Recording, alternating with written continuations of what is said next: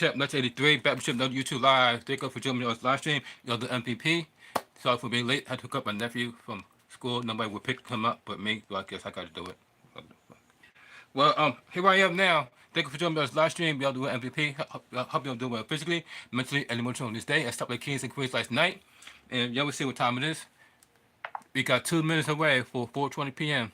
So I hope everybody is ready. Matter of fact, we only got 1 more minute until 4:20 p.m. 1 p.m. Eastern time. 1:20 p.m. Eastern time. So, thank you for joining us live stream. Sorry I'm late, but had to pick somebody up.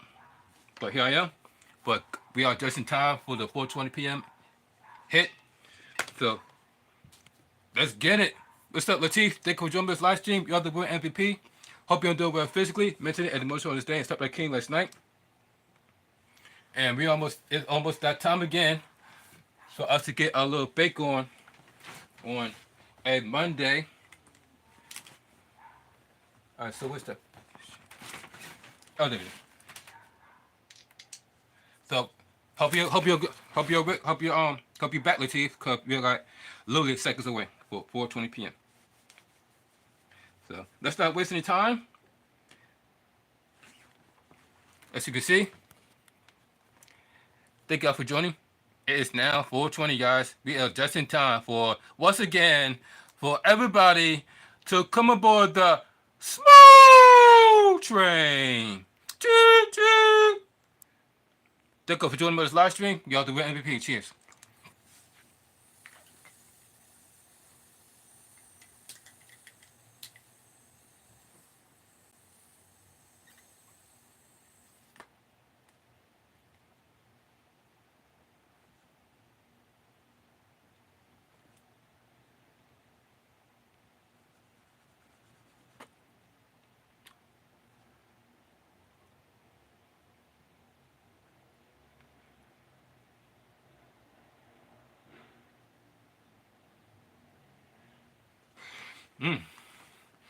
We want all the smoke. Woo. Cheers, my friend. Thank you for joining me on this live stream. Y'all do MVP. We are just in time for 4:20 hit. Boom. Take another hit, gang. Happy Monday.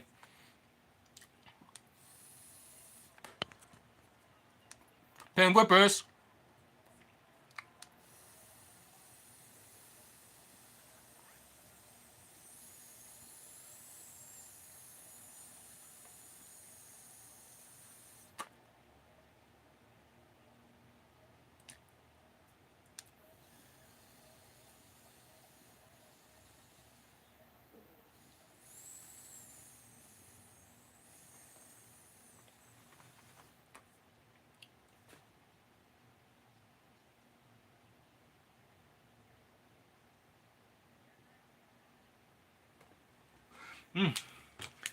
Oh man. Today we are finally going to do that review by TNA Slammiversary. Double pen whip, that's right. We're doing a double today to make it up to y'all for being late. That's why I had to do a double. Pull a double for y'all. But yeah, Slammiversary. We're going to get into Slammiversary. And there's a lot of people that were there. That were former WWE superstars. One of them is we know as Francis, former member of Hero. He is now he's supposed to be in this match, and at Slammiversary we got. Don't forget about remember Ali. Ali, he's the former cruiserweight champion for WWE. He is also on TNA. So shout out to Ali. And then we also have Fandango. Fandango also in TNA as well. So a lot of WWE originals is in TNA. What's up, Nico? Thank you for joining me on this live stream. You are the real MVP. Hope you're doing well physically, mentally, and emotionally on this day. And slept like a king last night. But we're here on the Monday. It's July 22nd, 2024. Bong Bong.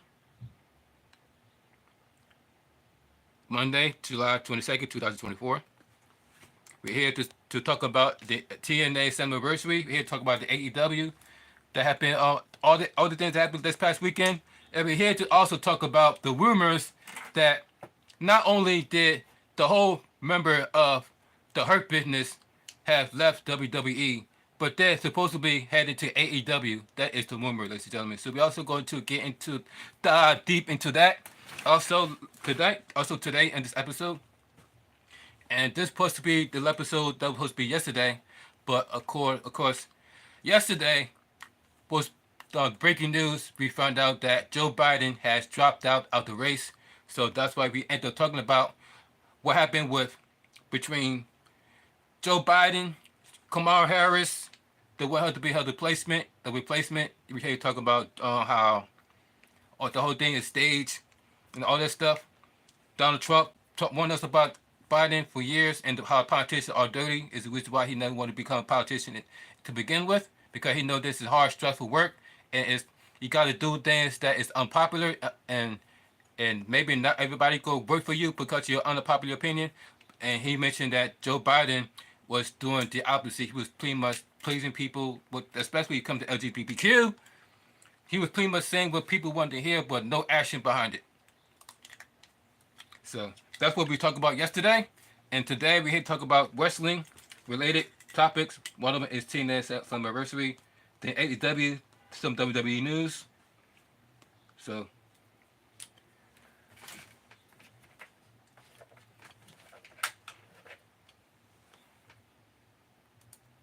hold on for a second.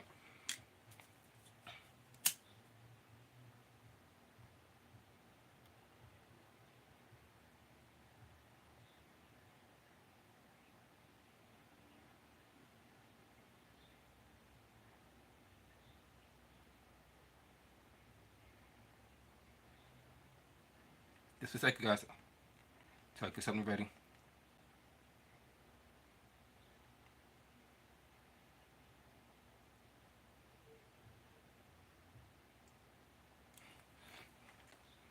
Just do a little experiment. Just a little experiment.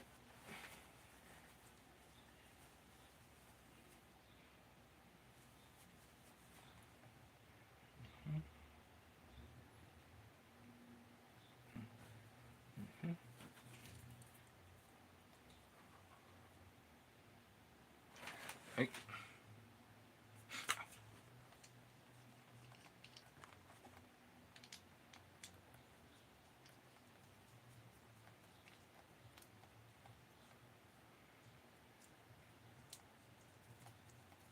Let's try this.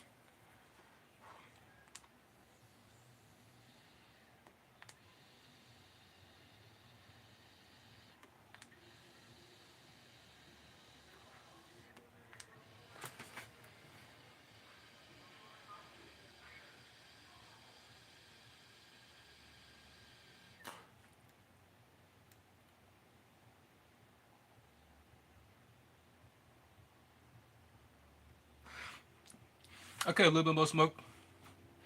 Okay. I got a little smoke out of that one.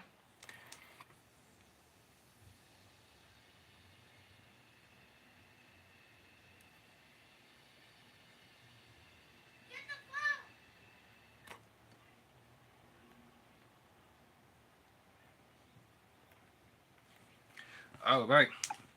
So this what I'm gonna do is coronavirus and Kamala Harris, or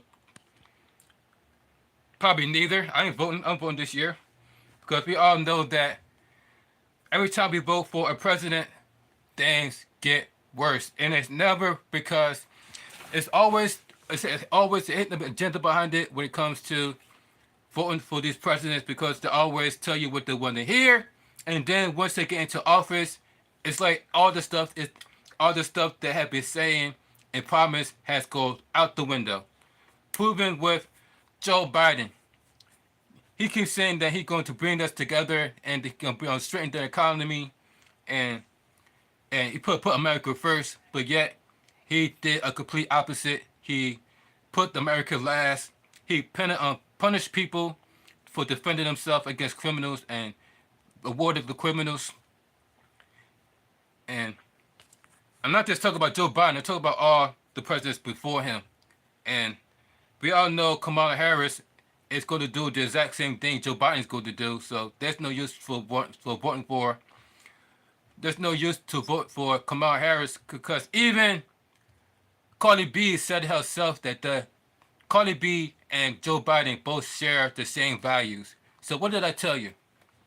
If Cardi B and Joe Biden share the same value, what's up, Monkey Man? Thank you for joining me on this live stream. You are the real MVP, Monkey Man. Thank you for joining me on this live stream. Hope you're doing well physically, mentally, and emotionally this day. It stopped like a king last night. But we're here to talk about what we just discussed what happened with the debate and who else you think should be president of the United States.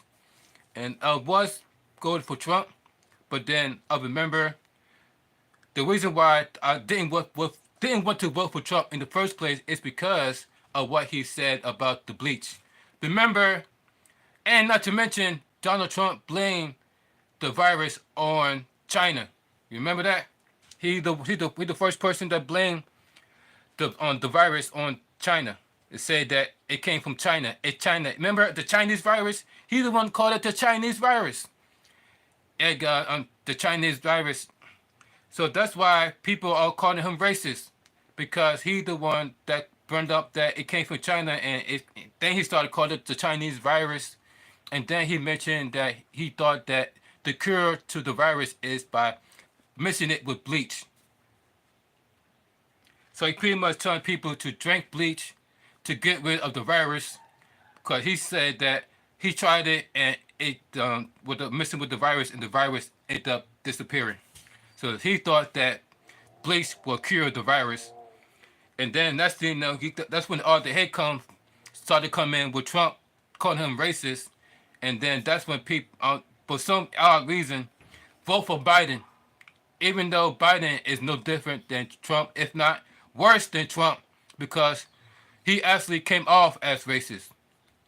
Everybody knows that if you saw the clip yesterday of when Joe Biden prefers black children to roaches. He found out about roaches from black children crawling up on his lap. And that's how he found out about roaches. And not to mention, when Kamala, remember, back when he was competing for the presidential spot, I guess Kamala Harris, she's the one that pointed out his racist history. And that he called a black man boy. He called a black man boy, and they wanted him to apologize, and he was like, "Apologize for what? Apologize for what?" And I don't have to apologize for nothing. I ain't said nothing wrong. Apologize for what? That's exactly what he said, Joe Biden. Then she brought up that Joe Biden, the reason why people her color was bused to school every day. So that's the reason why I'm not doing it for Joe Biden, because he's no different than Trump. They're both racist.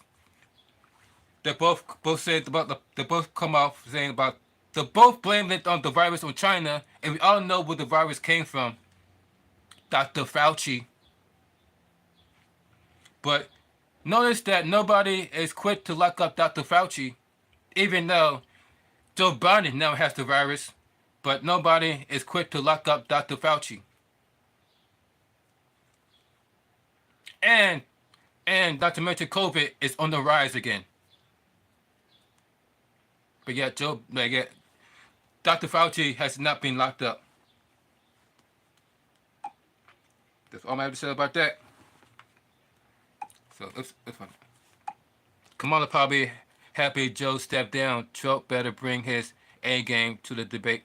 And speaking of that, the reason why I said that this whole thing is staged, because once again the Simpsons has predicted this.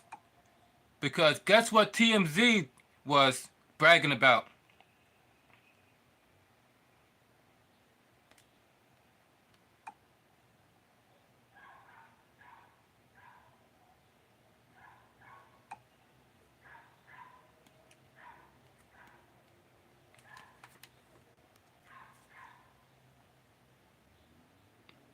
This is what they was bragging about on TMZ.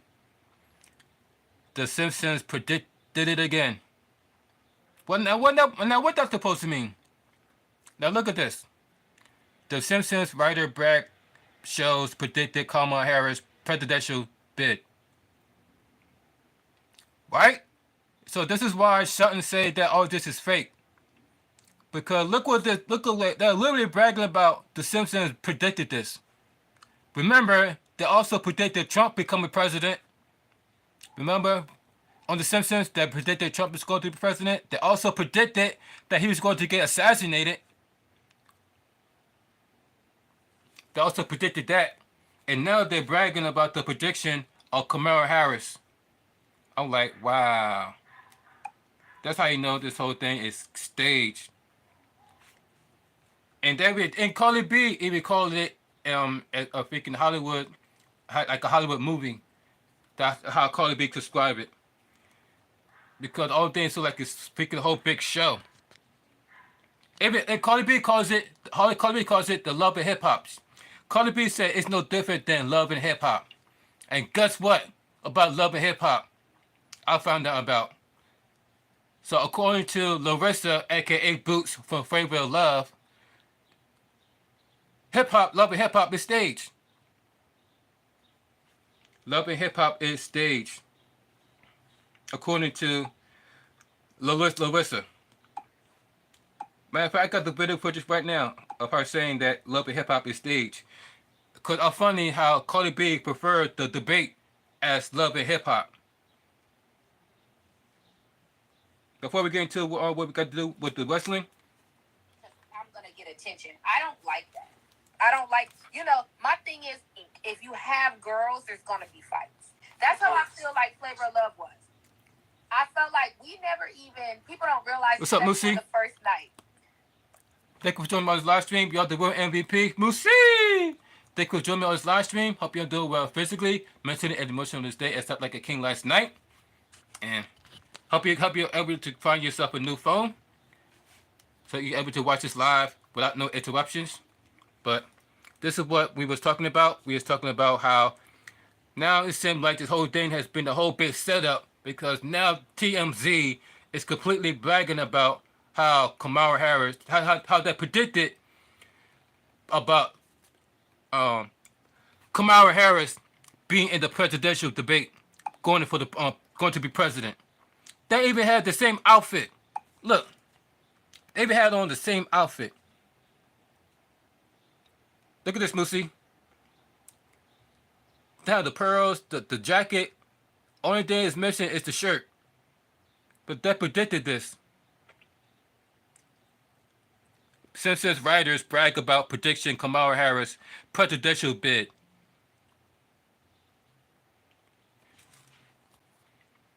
Thank you for liking this button, like this live stream, Moosey. You're the real MVP.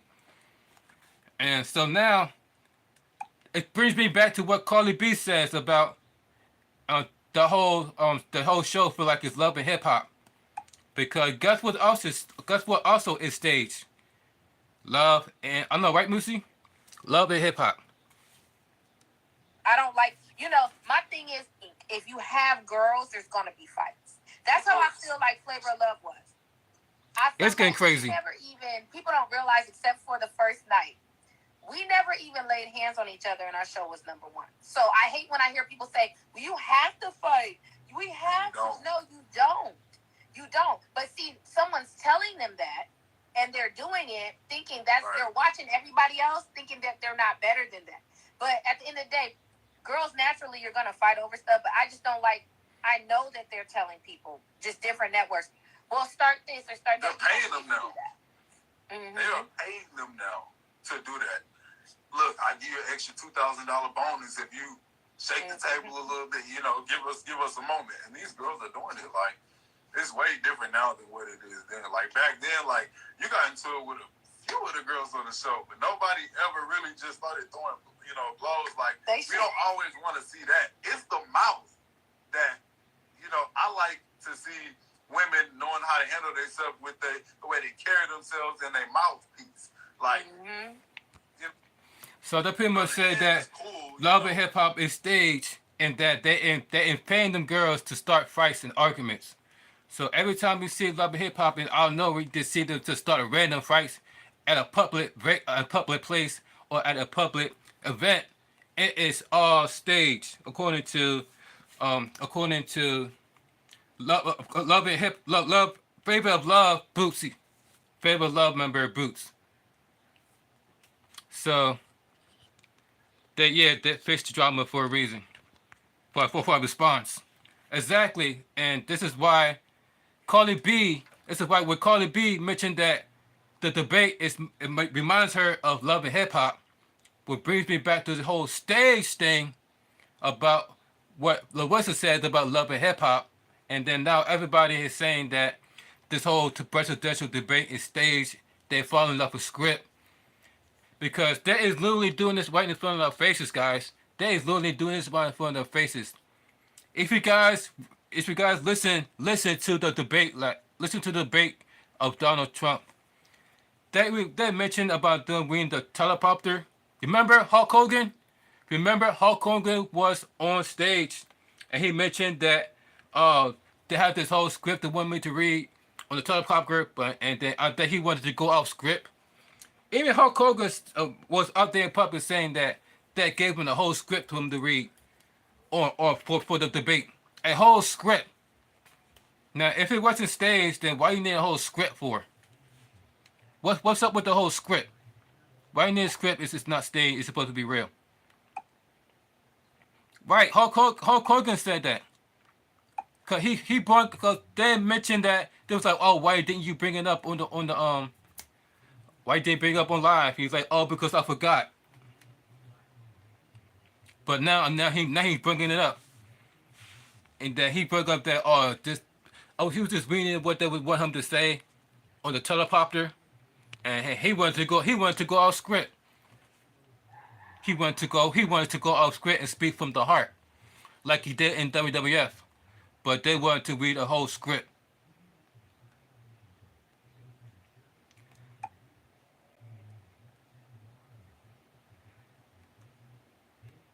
There you go. Matter of fact, let me show you this. Let me show you this speech. They're members of the Trump family.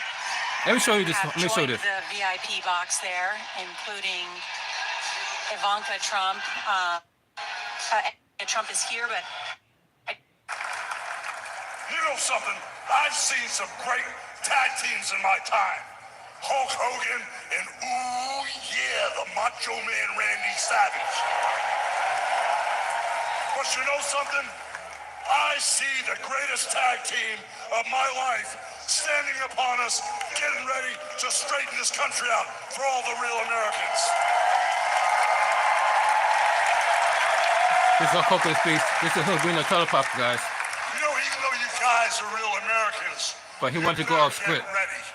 Because when Donald J. Trump becomes the president of the United States, all the real Americans are going to be nicknamed Trumpites because all the Trumpites are going to be running wild for 4 years. Can't believe that we're reading off the script. With the power of Donald J. Trump and all the Trumpites running wild, America is going to get back on track.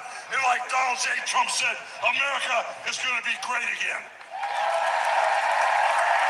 And my question to you is, according to Donald Trump, this country was never great. This country was never great, because even go back to when he was in the 30s, even he was mentioned that the reason why he didn't want to become president is because of the corruption that comes along with it, with being a politician. There was corruption during the 80s. There definitely was corruption during the 90s. Did y'all know that? A lot of people do not know this, but did you know that during 2008, 2009, we was going through a recession? 2008 and 2009, we was going through a recession. And guess who was the president around that time? Wasn't Obama was the president around 2008, 2009? And that's where we was going through a recession, and people was broke. A lot of people was broke back then, I heard. A lot of people was broke back in 2008, 2009 during the recession. And Obama was supposed to be president back then. like I said, this is exactly why when it comes to living, us being better off, they didn't mention Obama. Notice that when it comes to us being better off, they did not mention Obama, and that's for a perfect reason because around 2008, 2009, Barack Obama was president of the United States, and we was dealing with a whole bunch of crimes. People was broke. We was doing it was pretty much the return of the Great Depression. Pretty much we did with the reception. Everybody was broke. Nobody was everybody was hungry and stuff like that. And Obama was president around that time. So what did I say? What did that say about Obama and his presidential run? And y'all wonder what? And y'all wonder why Barack Obama was voted the worst president of all time, next to Ronald Reagan, next to Bush. He's number one.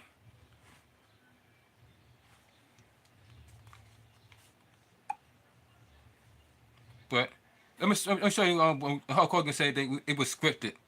He was on Good Morning America.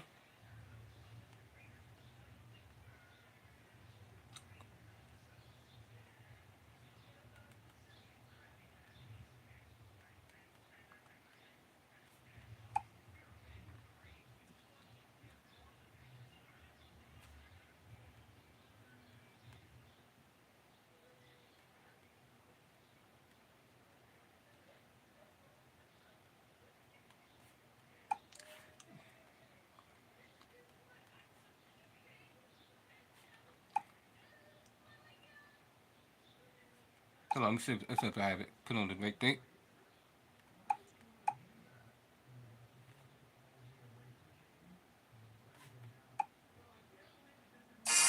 Sealy has options.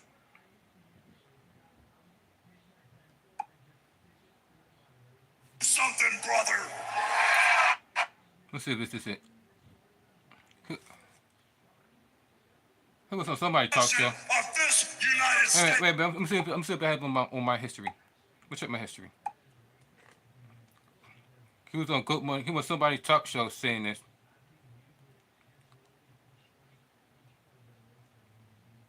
Hold on for a second.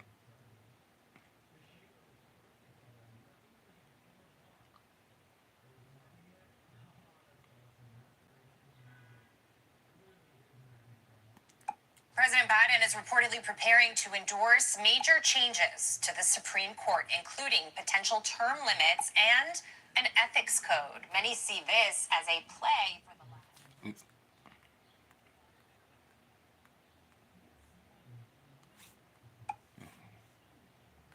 Bear with me, guys. We'll find the footage.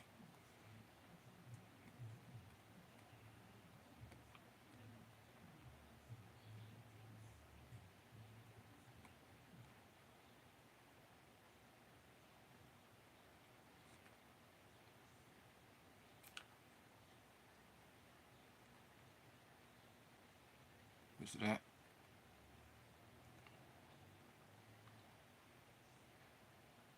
They called the even on Keep It 100 called it the Hulk Hogan Controversial Week, because they can't even believe that he was at the debate. Conan was talking about it.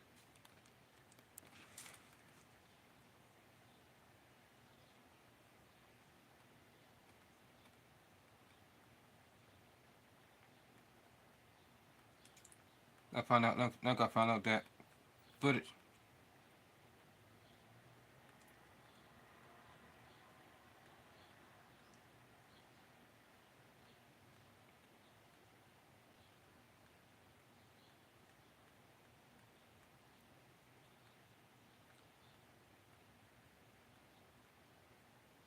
What's that?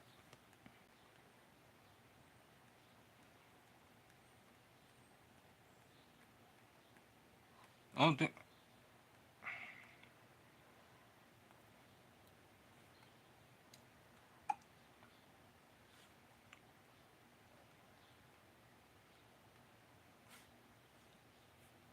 Okay.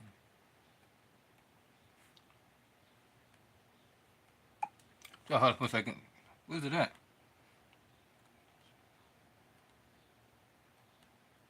So I'll find out.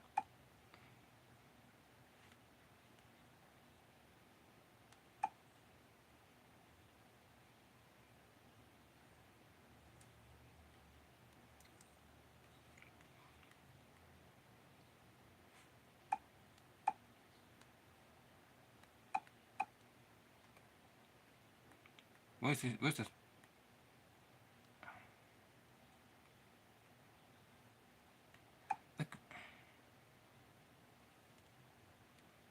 Hey, what's that?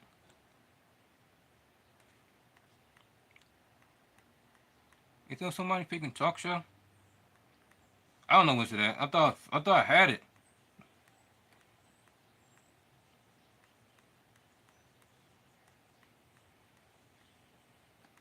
Oh well, I don't see it.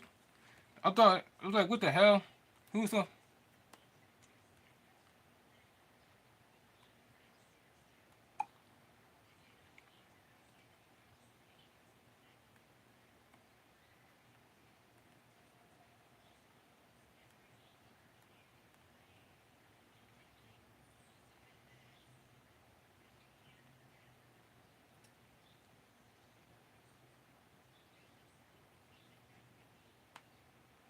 I'll find it later. I don't know whether it.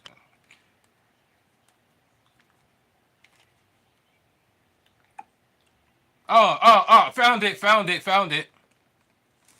Found it! I found it. I was like,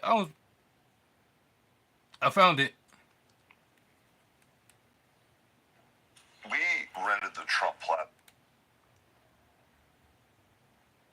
I was just sitting there, you know what? I call those people cowards. I think I.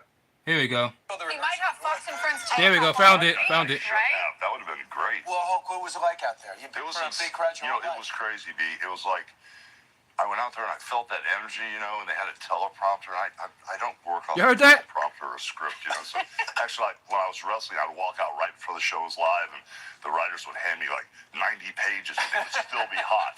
And I'd look at my boss, I'd go, "Really?" I was just throw them away. So they had a teleprompter, and they wanted something for the producers. They wanted to make sure I didn't go too off script. And You heard that? Teleprompters, I think I. You heard that, right? About. Let me run that. Let me run that. Let me run that. And I'd look at my boss, I'd go, "Really?" I just throw them away. So they had a teleprompter, and they wanted something for the producers. They wanted to make sure I didn't go too off script. And the teleprompter. Oh, script. Y'all just heard that, right? Y'all heard that, right? Y'all did heard that, right? He said they didn't want him to go too far off script. Now, what that supposed to mean? What that supposed to mean, y'all? So I think I looked. Listen again. It would still be hot. And I'd look at my boss, I'd go, "Really?" I just throw them away. So they had a teleprompter, and they wanted something for the producers. They wanted to make sure I didn't go too off script.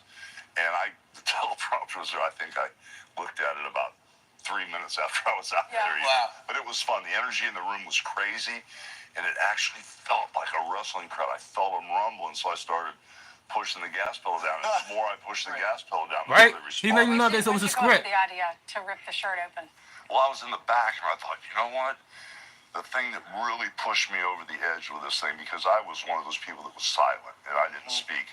I call those people cowards. Right. And I sat around for years and years and years and watched what was happening to our country.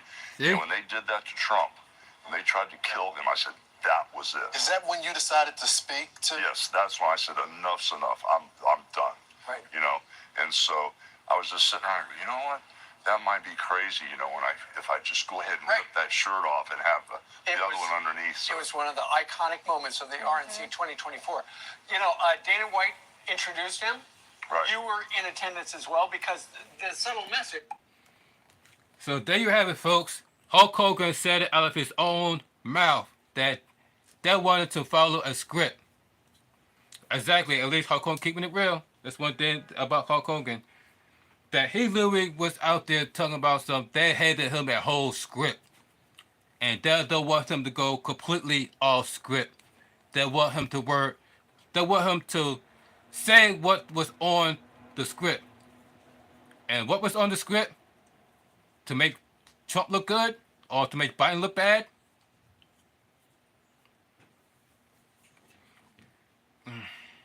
This is exactly why Carly B says that this whole thing feels like it's a Love and Hip Hop show. Because they literally going off with a script.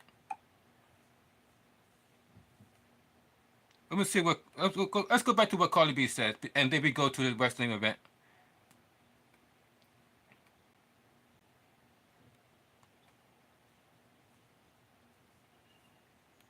Don't talk about my wig. Don't talk about my wig.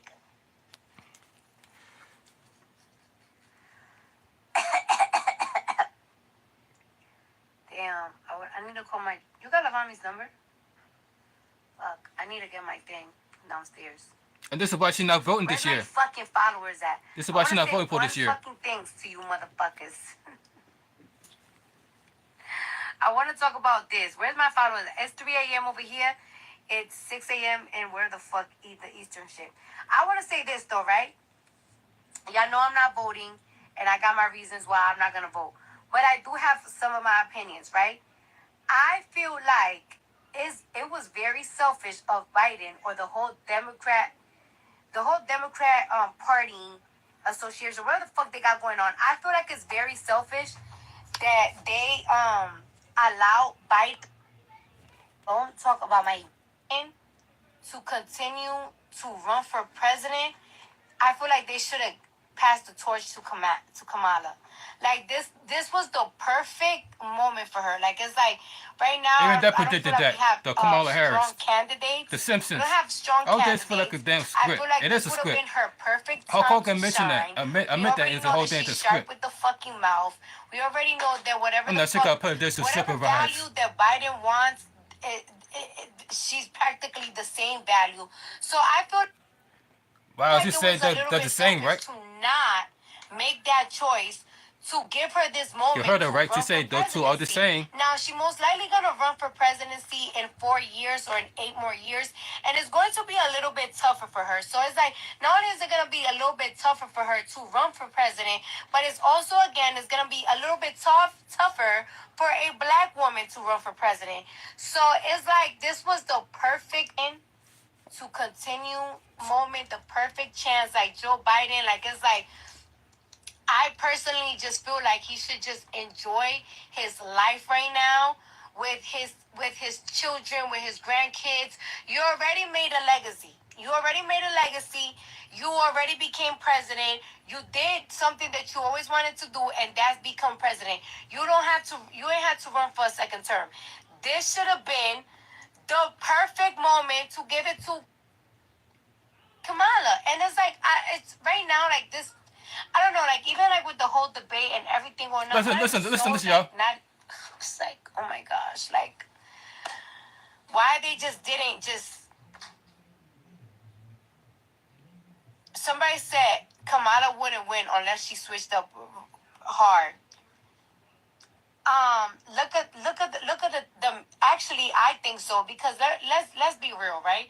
America moment, the perfect chance, like Joe Biden, like moment, the perfect chance. America is a big reality TV show. Oh, you heard that? America is a reality TV show, and it's like I feel like That's what Carly said. The whole thing's a reality TV show. For Joe Biden to step down, You heard that, right? Kamala just. America is a big reality TV show. America is a reality TV show, and it's like I feel like it would have been so controversial. You heard that, right? Joe The whole Biden thing's a to TV step show. down and Kamala just take over. People would have loved it.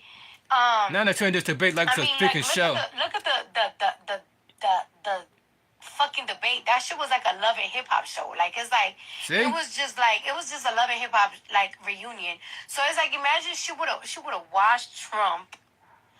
She shared the same values Joe Biden was gonna do. There was already. And Joe Biden got shitty ass everything values. they did this past 4 years is already setting up for the Which next. is zero, by the way. He had no values, had no morals. So it was. It's just. It was. I don't know. It's You heard just that? a little selfish for the moment.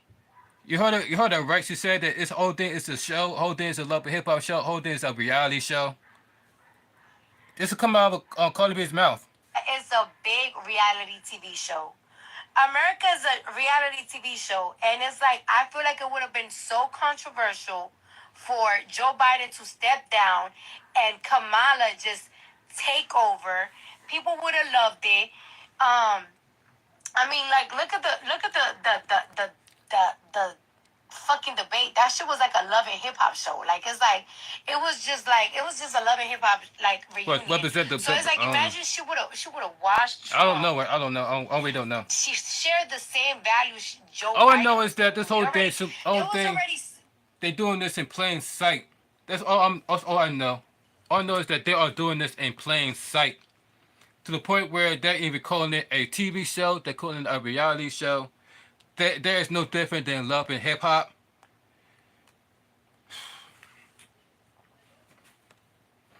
And this is exactly why Shelton said what he said, and I don't know, and he got flagged for it, and that is saying that this whole thing seemed to be fake, because everybody seemed to, and that you heard it from himself, from Hulk Hogan to Carly B. They're all calling this a reality show. They're all calling it a scripted reality TV show.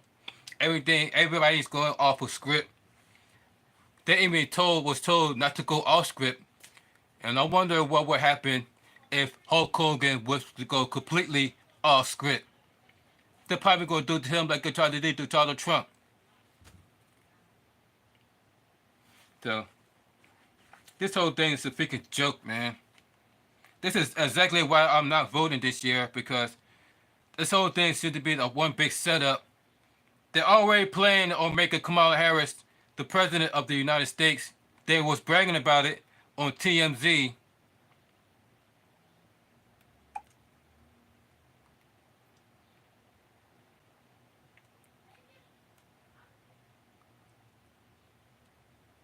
Kamala Harris. Kamala Harris.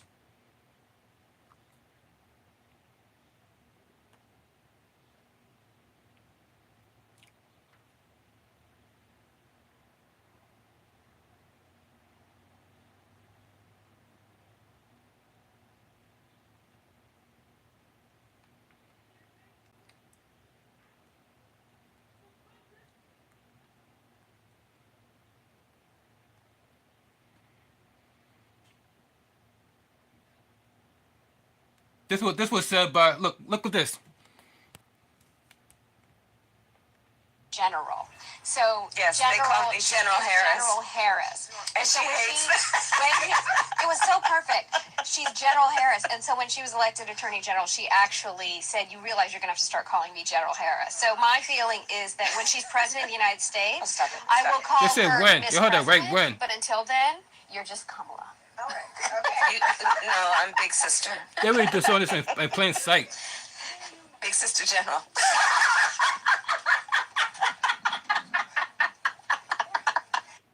Wow. They literally was bragging about her being the next president. Notice that she said not if, but when she become the president. Because they already know that this whole thing is scripted. They is scripted Kamala Harris to become the next woman president. Just like they scripted Trump to become president on The Simpsons. Now they're doing it with Kamala Harris. Call her Miss President, but until then, you're just Kamala. All right. Okay. No, I'm Big Sister. Big Sister General.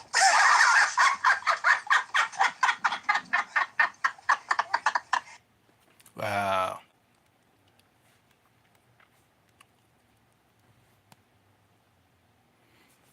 Look, TMZ.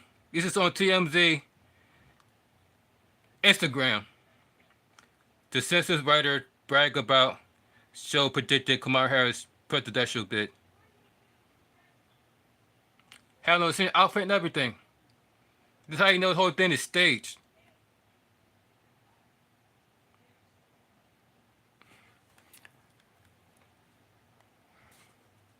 Let's see what the people have to say. We need a deeper look into The Simpsons. Not everybody will look deeper into The Simpsons now. Now they're literally bragging about and putting in plain sight about The Simpsons predicting the future. 1,000 likes it got. Next one, she's been the VP for 4 years and no one can afford groceries or gas. I think we may need to elect someone who can fix the economy because many can't handle it getting much worse. See? Even this person's like, she's the vice president for 4 years and no one can afford groceries or gas.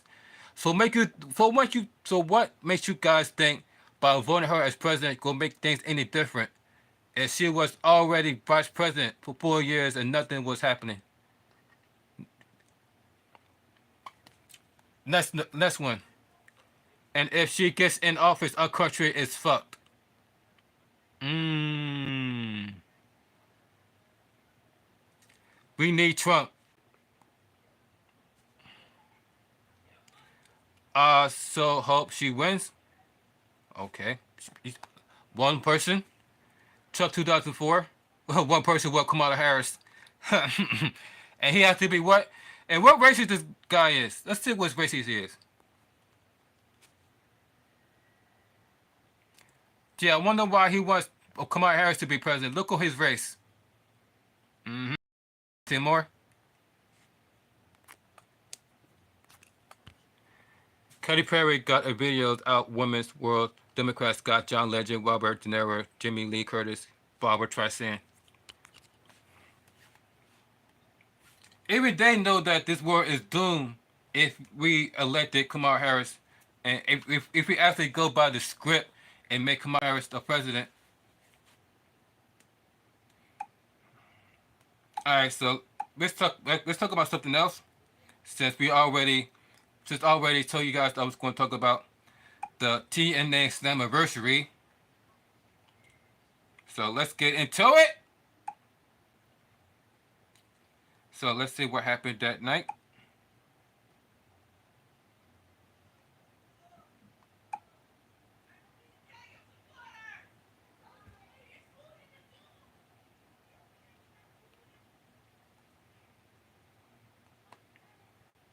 Ah, there we go.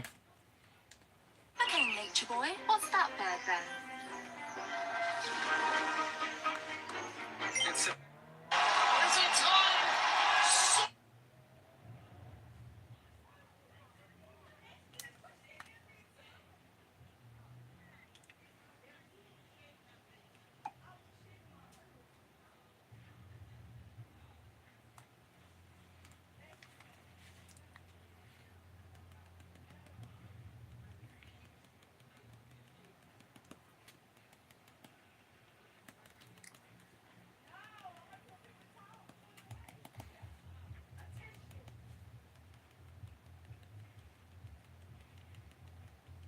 Come on, connect, you son of a bitch!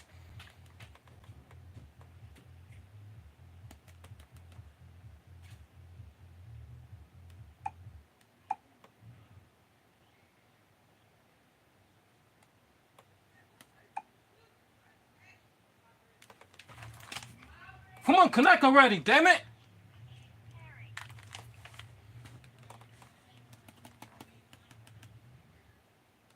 Come on, man!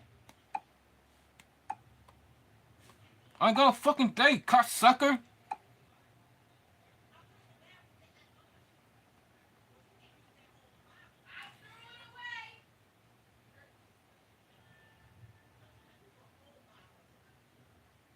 Come on, Perry, man!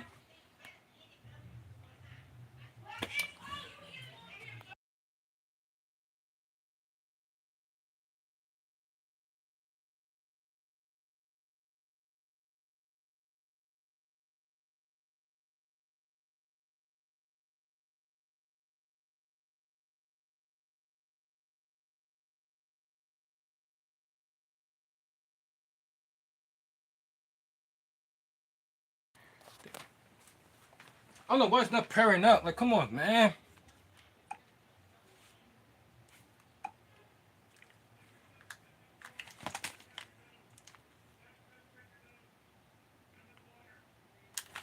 The fuck is this?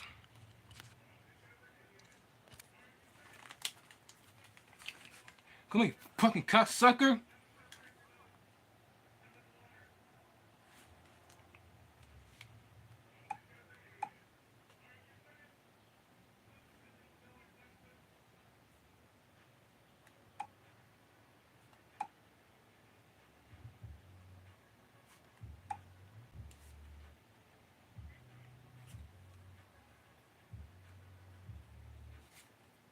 Damn, about time.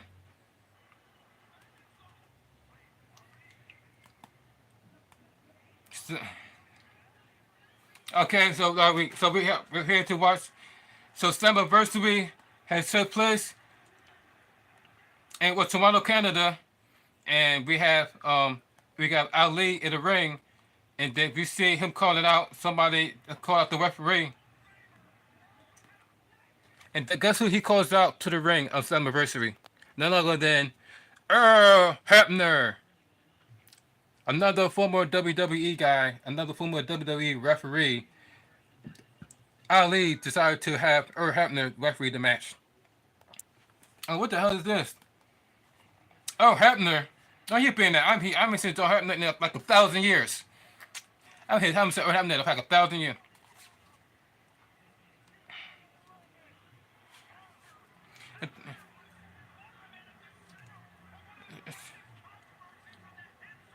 And then you see, and then you hear the crowd in Canada say, "You screw Brett, you screw Brett, you screw Brett, you screw Brett." And look how slow Earl Hebner was walking. Not you. Look how slow Earl Hebner was walking down the ramp. I know, right? Exactly what we need to do, Moosey. Because the stuff that we eat is no bueno. They either got a whole bunch of. Let me give you an example of what. Let me give you an example. You remember this? You see this? Now, take a look at the label. It says artificially flavored. Now, what that supposed to mean when something means artificial flavor? That means it's doing have a whole bunch of unnatural ingredients that is heavily chemicals and poison that is not good for the human body. But it's an artificial flavor. It does say naturals. Now look at how much ingredients it is to make this.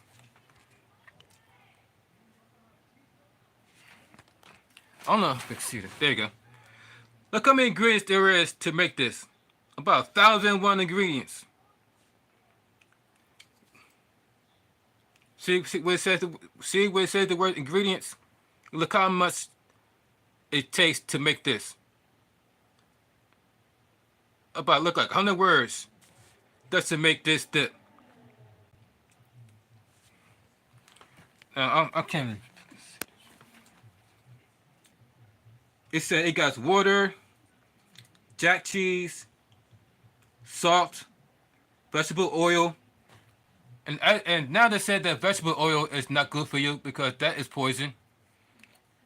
So vegetable oil is poison, corn, coconut oil, food starch,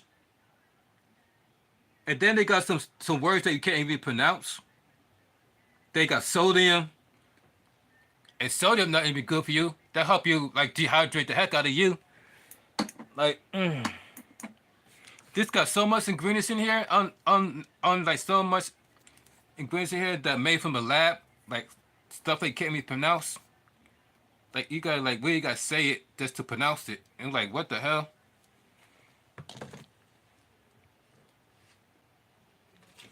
Right? And check with this one. Oh, and this is a perfect example. You see how this says natural flavors and artificial flavors.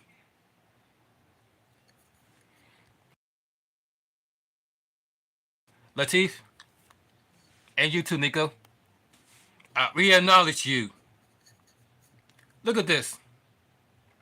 This one says naturally and artificial flavors. Natural and artificial. While this one just says straight up artificial flavors. This one says natural and artificial flavors.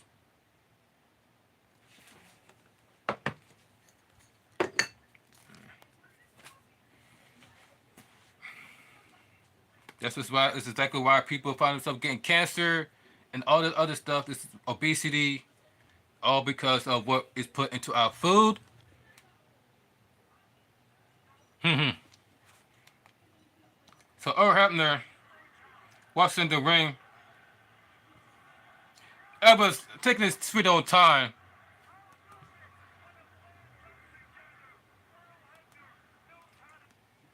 Earl Hebner was smiling back at Ali. He said, "Yeah, I got you."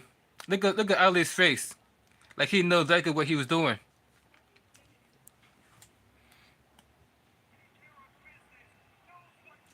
And then, wow, then to throw salt into the injury, looked like he about to do a sharpshooter. Looked like he about to do a Montreal Quebec Canada screw job. Shawn Michaels, Bret Hart edition.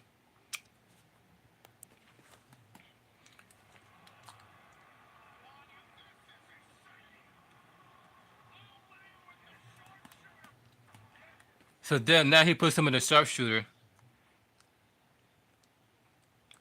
And let's see if the referee, what referee's planning on doing after he put him the sharpshooter.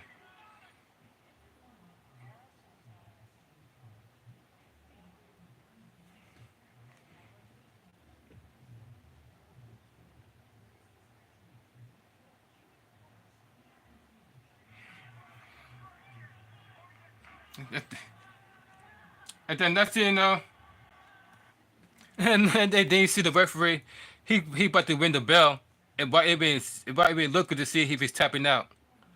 Like, wow, are you serious right now? Uh, Here comes another stage moment. This is exactly why people, when it comes to like stuff that's being staged, they compare it to wrestling, because just like with wrestling, everything is staged, everything is manipulated, everything is off the script. Just like you see in wrestling, you see how Ali was planning on using the referee, and the referee was planning on counting the bell while he was looking at the guy, seeing if he's tapping out. Like I said, all up on a script. So Abner was about to call for the referee. He about to call for the bell. But now it's like look like Earl Hebner had grown a conscious, because now out of nowhere he had second thoughts about ringing the bell. Now he's just sitting there thinking about it.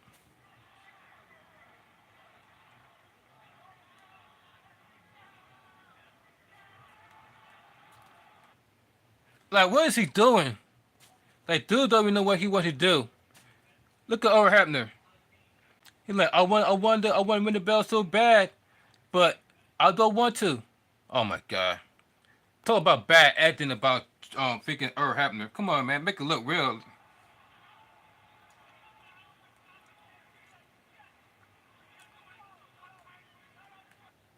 No, so he's like, no, I'm not doing it. No, now he's arguing with Ali. Talk about it. No, I'm not doing it. No, I'm not doing it. It's like, dude, I hired you. Why aren't you why aren't you ringing the bell? Now he's like, no, I'm not doing it. I'm not doing it, Ali.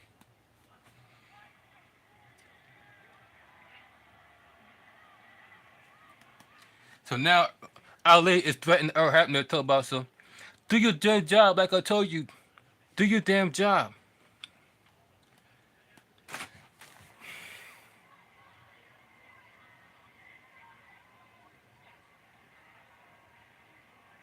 It's like, if you do it, and then he was like, if you do your job, I will kick your ass. Earl Hebner have to refuse to do the job, the dirty work. What the hell? What was that? So then you see Ali, then you see Ali pick up a chair. He about to whack this guy with, he about to whack this guy with his chair, and then he pulled a Rob Van Dam and kicked the chair into the face, but the chair hit the referee.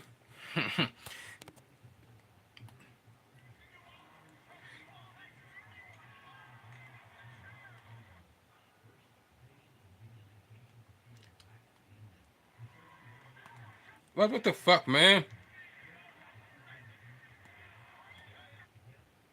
Come on, stop fucking freezing, piece of shit.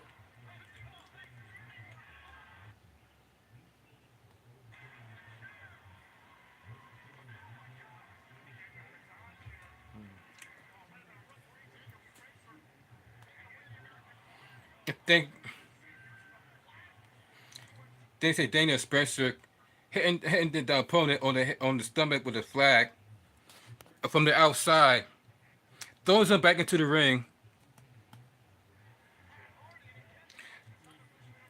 which is Matt Hardy. Who's this Matt Hardy, by the way? This is Matt Hardy. Matt Hardy also in this, by the way. We got Matt Hardy. We got Ali. We got Earl Hebner. What? What's this, WWE 2004? So he throws Matt Hardy back into the ring. And the guy that is picking up Matt Hardy, by the way, is Curtis, known as Fandango. So we got Fandango in the ring with Matt Hardy.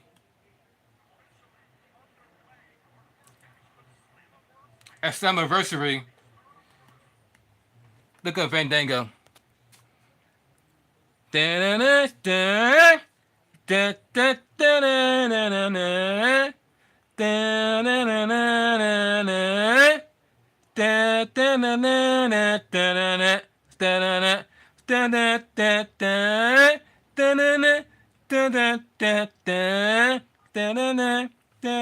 Oh, yeah, no. Pretty got the move.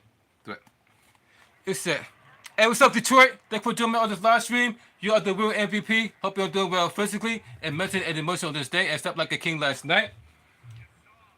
And we're here to watch Slammiversary. I'm here to review Slammiversary that took place last night. We got Fandango, we got Matt Hardy, we got Ali. Earl Hebner interfering in this match. He was trying to interfere, but then he wouldn't do the job. So now we got in the one-on-one match between Curtis Axel and Matt Hardy at Slammiversary that took place in Alberta, Canada. And what's that? For you joining this live stream, this head goes out to you. Cheers, Detroit.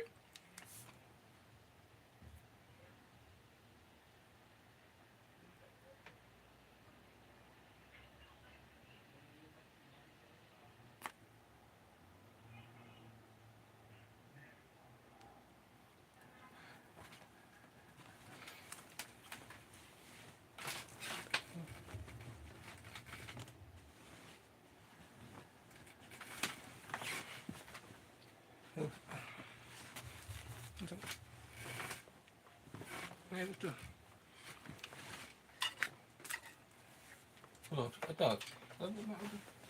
Oh, there it is. I was looking at where's my pen go? Oh, there it is. Got me sick for my pen. Alright. Bam. Cheers, Detroit. Taking that hit for you. Taking the hit for you. And bum. Cheers, Detroit. To everybody that's joining me on this live stream. Thank you for being here. You didn't have to be here, but you are here. And because you are here, I thank you. And this is how I thank you. With this double blinker. Cheers.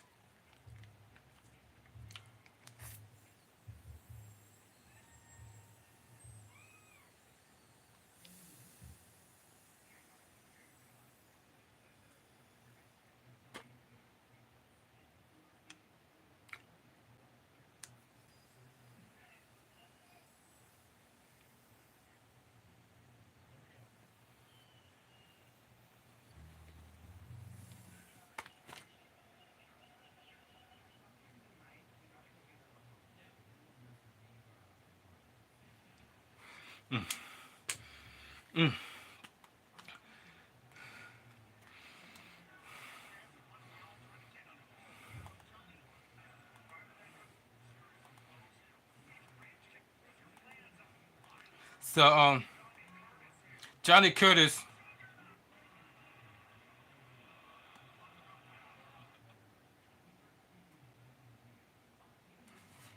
Wait a minute.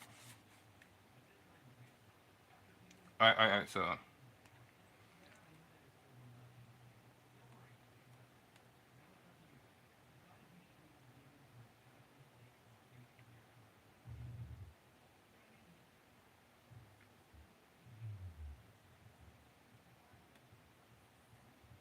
Ah, there we go. Now I found it.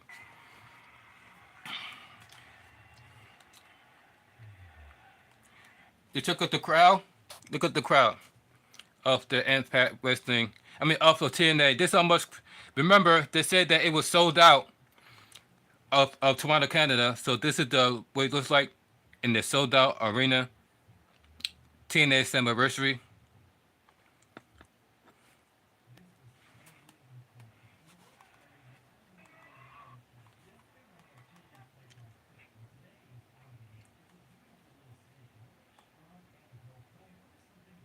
Oh my god. No, I'm thinking. Hold up a second.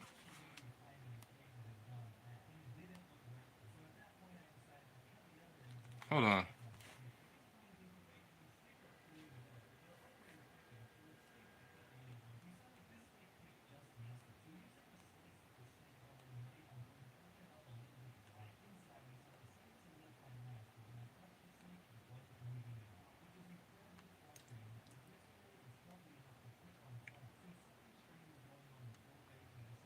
No, it's not it, you idiot.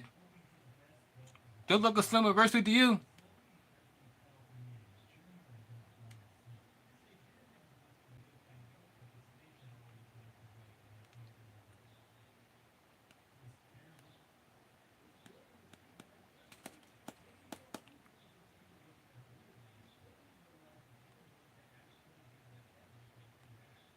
All right, there we go.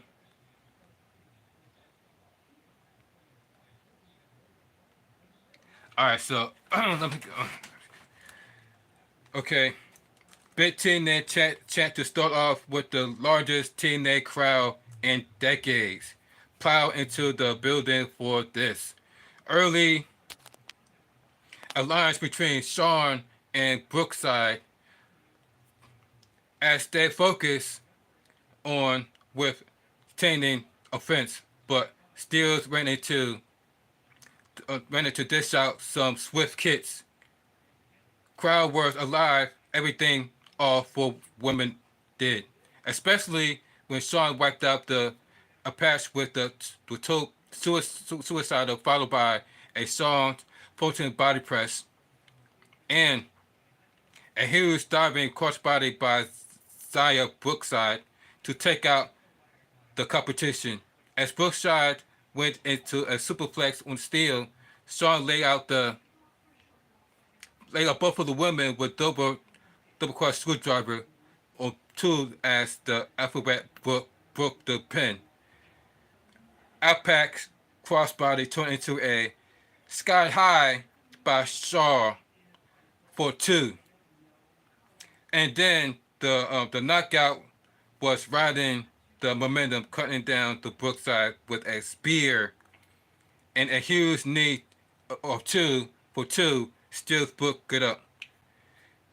Disposal Paul then stole the win by pinning Brookside, making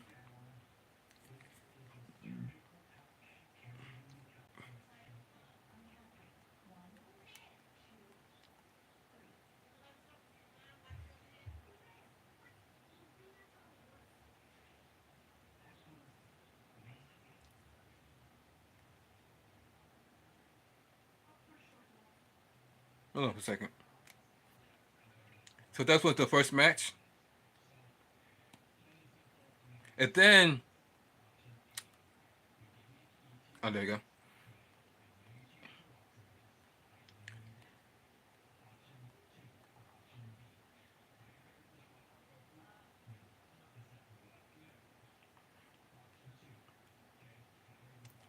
Hold on for a second, guys.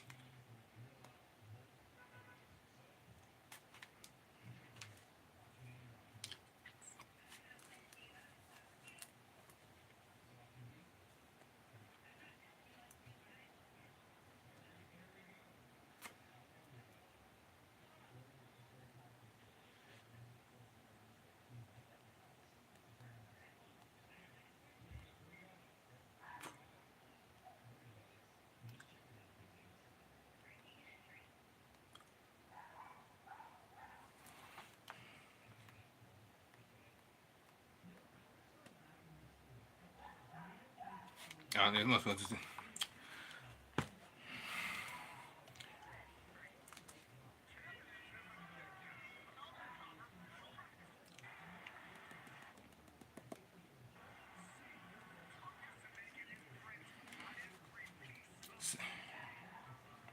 No, no. So the first match was what the my mistake. The first match was between Matt Hardy and Curtis.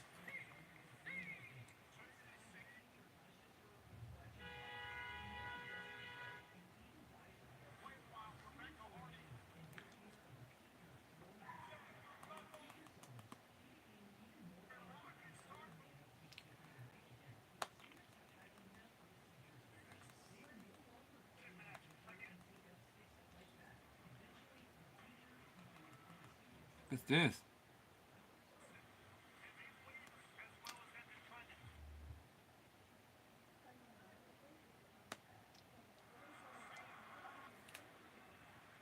There we go.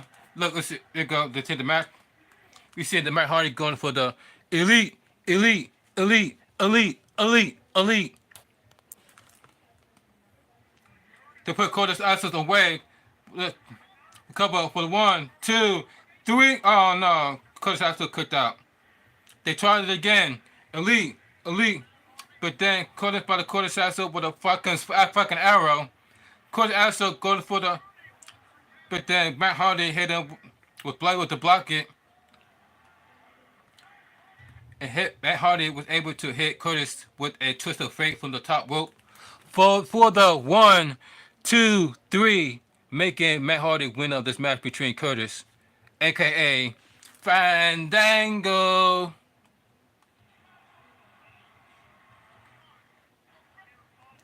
Here in Montreal.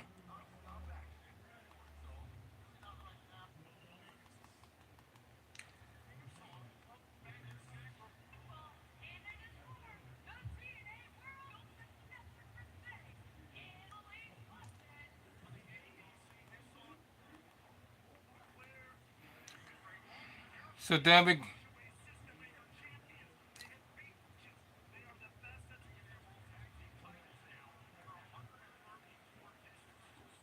So,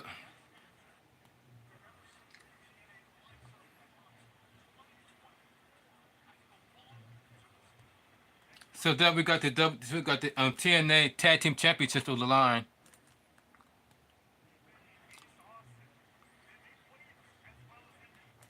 So we got the next top. That's one. It's the TNA Tag Team Championship on the line.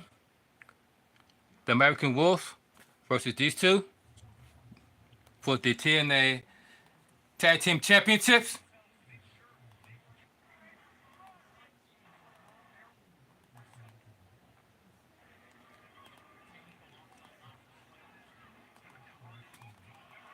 And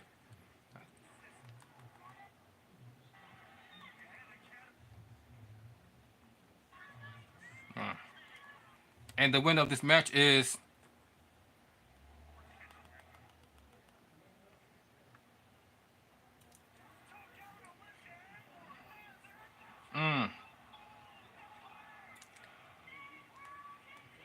and we got ourselves a new tag team champions, ladies and gentlemen. We got ourselves a new tag team champions. And it's not the American Werewolf. We got ourselves a new tag team champions.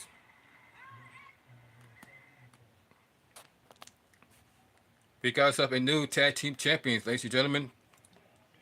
What you guys think about the match? Do you guys think the white man won, or do you think that the American Wolf should retain the titles? But we got ourselves a new tag team champions. What a moment! What a moment in Canada. And the first major speak.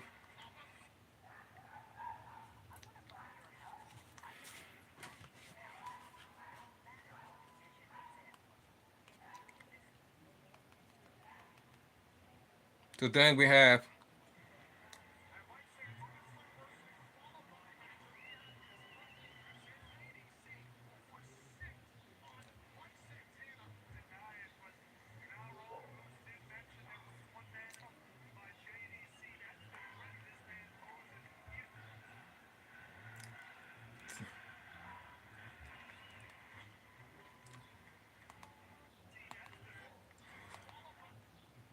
Oh, here we go. So then we got the next match. We got Mike Santana. We got Mike Santana at the next match. at slammiversary. Mike get up to Mike Santana. Okay, was he like a part? Was he to be a part of AEW? Looks like everybody's joining TNA now, especially what is going on with WWE. But we're going to get into it after that. After this.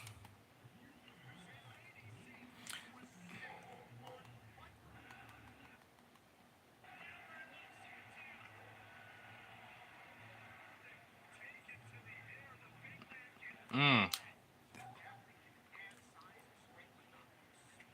Mm. So, so then we.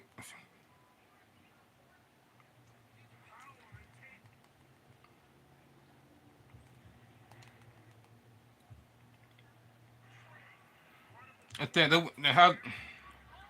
Mm, wow.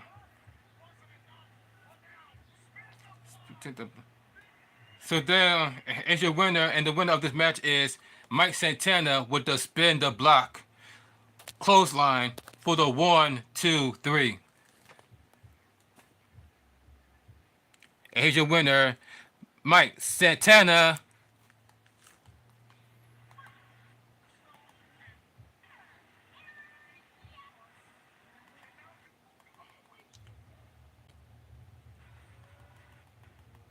So then the next match on the pay-per-view.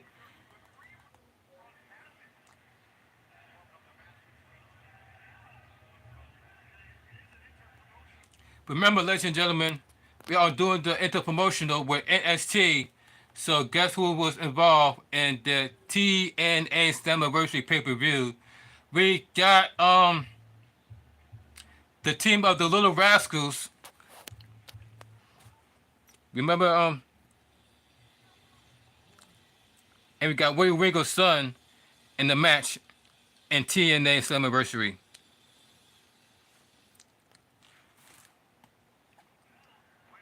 Wesley, we got former NXT. So we got Wesley, former NXT North American champion, here at TNA. So remember what I said about the crossover and the whole Forbidden Door from NXT and TNA.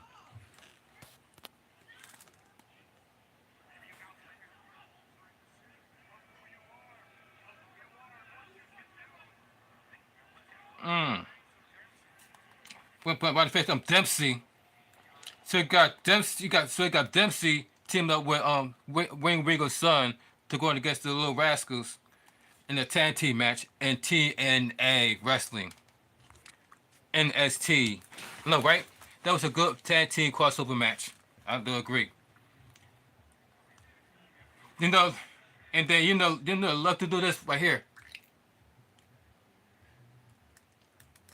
Courtesy of Little Rascals.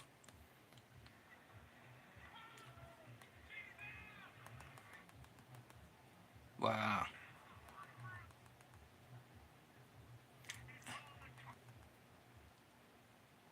And wow. At one point where everybody was on the outside, and then Wesley on the move. Oh, he was slowed down by Boar, and then that's when he hit with a suicide dive onto everybody. I mean, everybody on the outside. Wesley takes out everybody. That's what everybody's chanting: TNA, TNA, TNA, TNA. And then Wesley broke it up of Wesley broke up the submission done by Regal's son.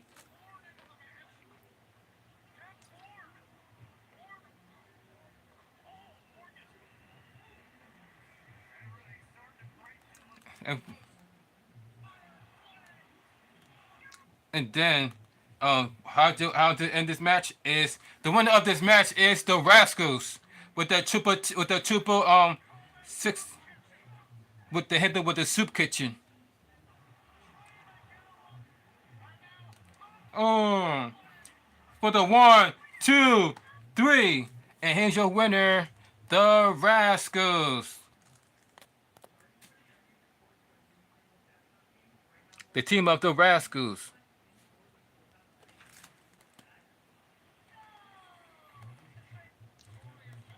The,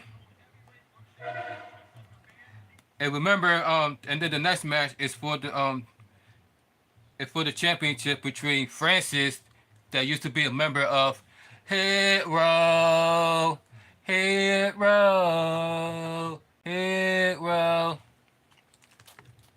This is the guy, Francis. Remember that same guy that was in Hit Row and did that clothesline, box clothesline, that everybody was talking about forever until he got released. Everybody said he's a horrible wrestler. He can't he don't know how to he and this he got fired. Now he's the champion of TNA.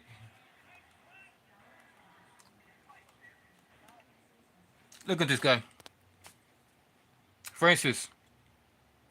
Hero, hero. I find it funny that he wasn't. I find it fun that he wasn't able to make it in WWE, but then as soon as he went to Impact Wrestling, he automatically became champion. Reminds me of somebody else that went to Impact Wrestling and became champion. His name is R-Truth. Because just like with Francis, nobody takes R-Truth serious and never thought that he was going to be world champion. They'll look at him as a comedy act until he went to TNA and became two-time TNA champion. And why the Truth Killings? Because they took him seriously, unlike WWE.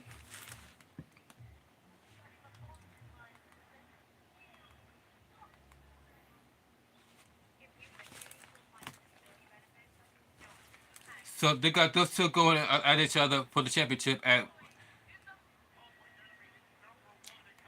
been coupled, and he also been coupled into the ring by Rich Homie Swan, who is an former NST, who was also a former NST cruiserweight champion. And why I don't know why WWE brought back the cruiserweight championship just to retire it, because ever since they brought back the cruiserweight title,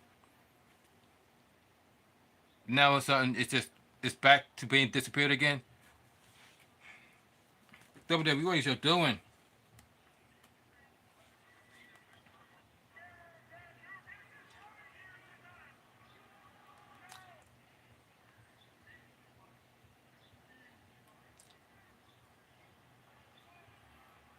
What?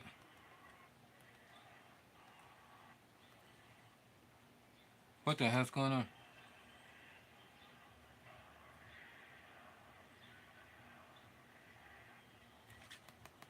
So Francis was pretty much bragging about who was it back?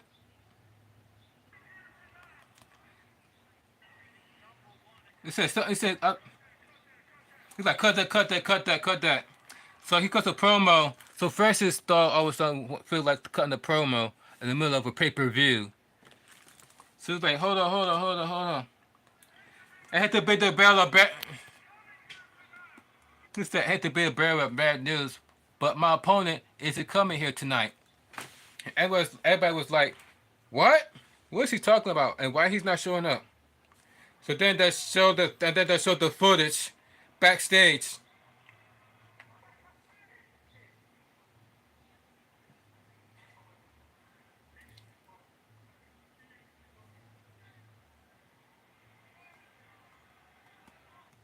And then mention, look at this.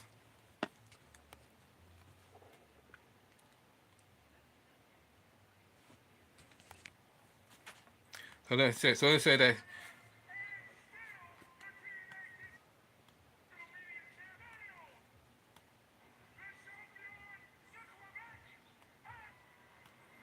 Cause now he's bragging about, oh, I'm still the blah blah blah champion. As he holds two belts. Look at that. Now Francis got 2 belts. With him in WWE, he was a laughing stock. Now he in TNA, then he got 2 belts. He said that, well, looks like I'm not going to defend my championship tonight. And still champion.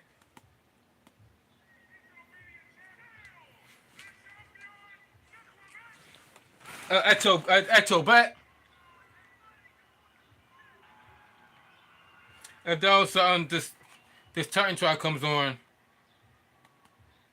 And then this what was shown to us through the Titan trial.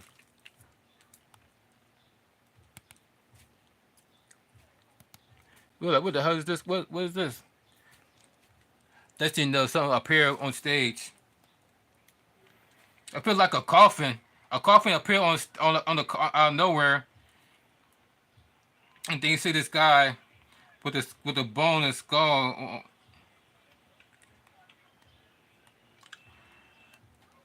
There's this guy. Next you saw this guy.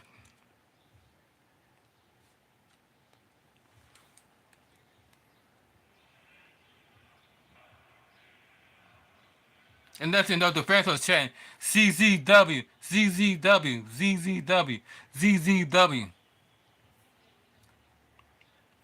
And why? And look who shows up after all. This guy shows up. That guard that he thought he got rid of. And going to be, and still.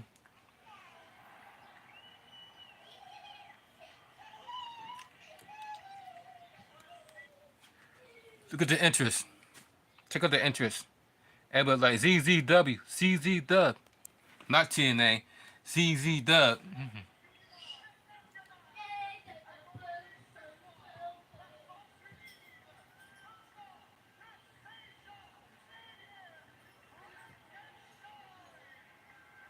What is it? The Frankenstein? They call this guy the Frankenstein.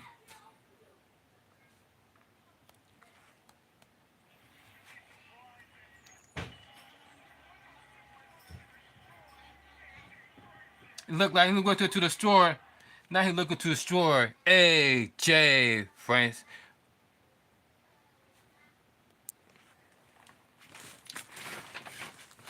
Did you just say his name is AJ Francis? So his real name is AJ. They literally say it like that. It's like he's really putting it down on AJ Francis. Look like they always want to say AJ Styles, but let's say Francis. I was like, let me find out his name. His first name is AJ. Okay, AJ.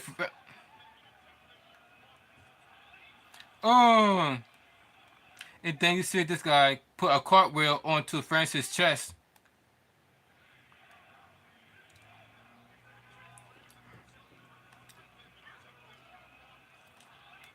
Oh, hey, look at that. Hit him with a cannonball onto the chest of AJ Francis.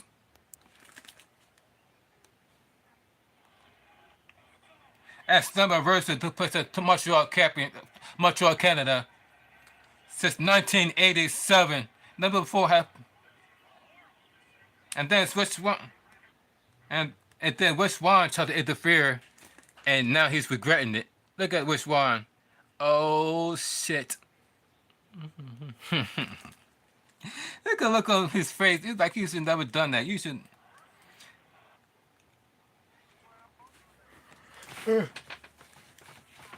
Oh, excuse me, guys. It's the heat. I got refilled the heat wave, but I got the air conditioner off, so it won't interfere in the sound. So I'm suffering for you guys.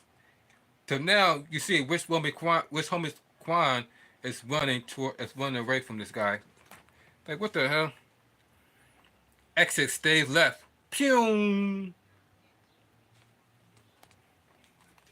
Which homie Swan running from his life. And then you see him and Francis set up a table.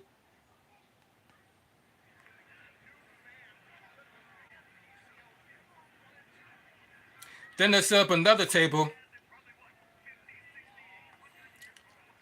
The first threatened to choke slam him. Threatened to choke slam the Frankenstein, but looked like he got overpowered. And then got slapped in the face. If they say not gonna take a while for you to put the monster down.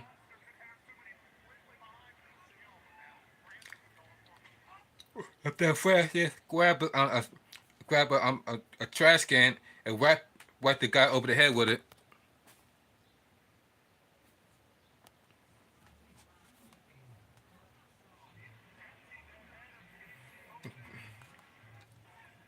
And that's the what the hell?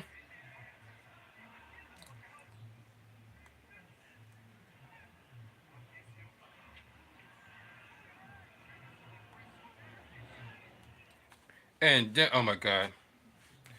Don't tell me he did that same move he did in WWE where he tried to do the clothesline. Ate the clothesline himself out of the ring. And that's exactly what he just did. Oh my god. Come on, Francis. Not again, man.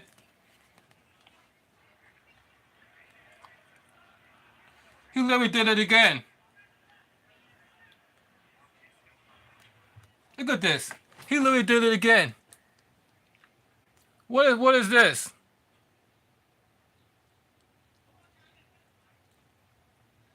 This is the move that he did that botches on SmackDown. I was like, not again, Francis.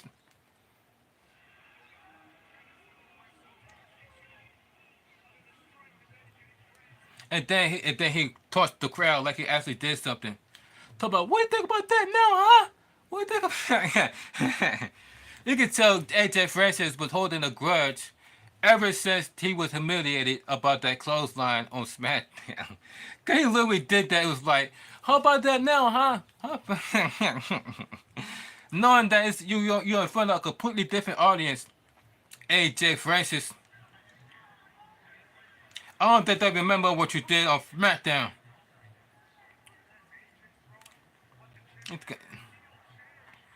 Next thing you know, you got AJ Francis doing a whole bunch of chairs inside the ring. Now it turned into an ECW match. Nothing but chairs, ladders, and chairs all over the ring. Hardcore match. Francis, Frankenstein.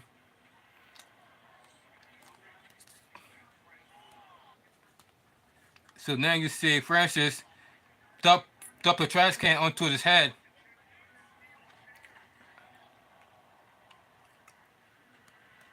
Look at this.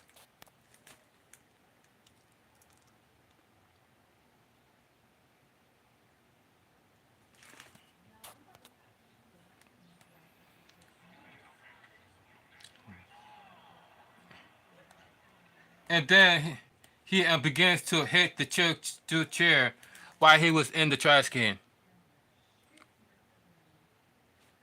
Look at that.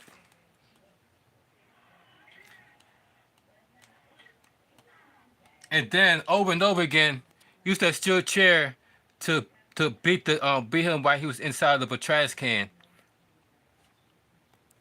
Wow, Francis, we were him on this one.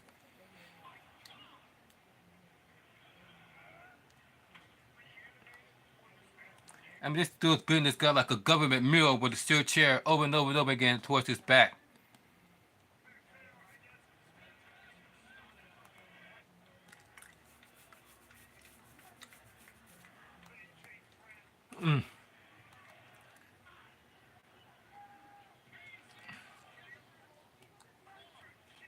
And then at one part of this match, you see Francis hit him with an electric chair shot all over the tables, all over the chairs, and still was able to cock out within the count of two.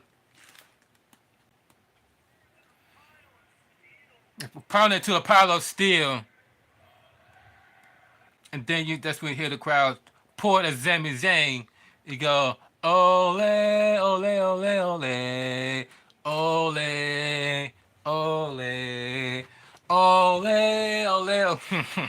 Like that Sami Zayn there. Wait, where's his Sami Zayn? Now AJ Francis going up the top turnbuckle, but got caught. Look, AJ got caught by the monster, by the Frankenstein. Oh, and then throwing right on those two tables that was set up by AJ Francis and Rich Homie Swan. Look at that. Look at the look of Rich Homie Swan.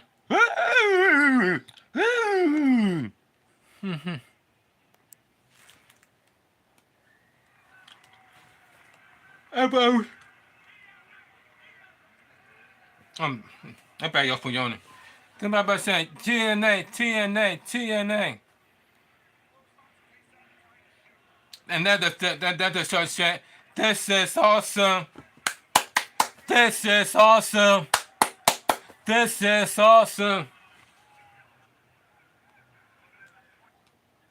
And then that's there's some random muscle dude just interfere in this match and decided to go in on this Frankenstein dude.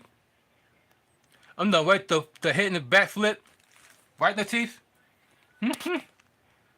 This was a great match, right, Rico? It definitely was a great match. And then you see this guy going for a screwball power bomb and tail bombing into the top of the chair. Bounces this guy right off of the chair on his back. Oh my God, look at that. Yeah, let's break this guy in half. This been off the spine of the world title. Then here comes Cunningham. And that's in the Tottenham is also interfering in this match. You see Tottenham with a baseball bat. And then it was taken away from him by Rich Homie Swan. And Tottenham with the baseball bat.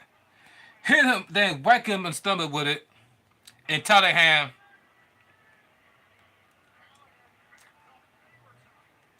And then Rich Homie Swan grab this dude and you see him going to ham on Tottenham with the chair and the bat.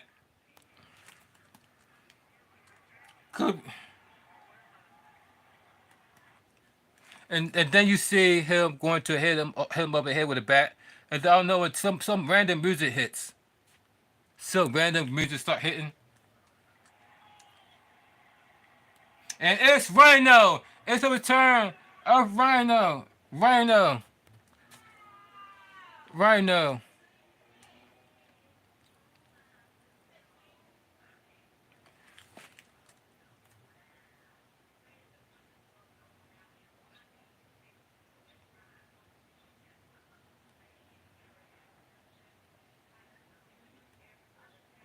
Rhino had came to Slammiversary. My bad, y'all. Slammiversary has got Rhino. And next thing you know, he was setting up the gore. Rich Homie Swan. Gore. And then he gore Rich Homie Swan right out of his freaking boots. Rhino was one of my favorite wrestlers. Gore, yeah, he was mine too, back in ECW. And then that's, you know, that's what the chant of ECW begins. ECW, ECW, ECW.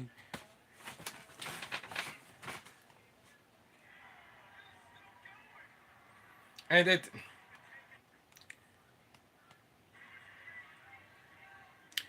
then the monster, the Frankenstein, that's, you know, the monster known as, let's, you know, the monster known as the Frankenstein throw Francis into the ring.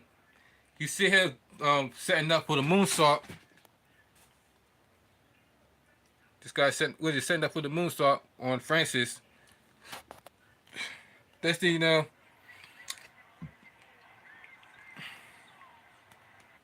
who's able to hit him with a giant ass moonsault by a big man onto another big man, like it's a cruiserweight match.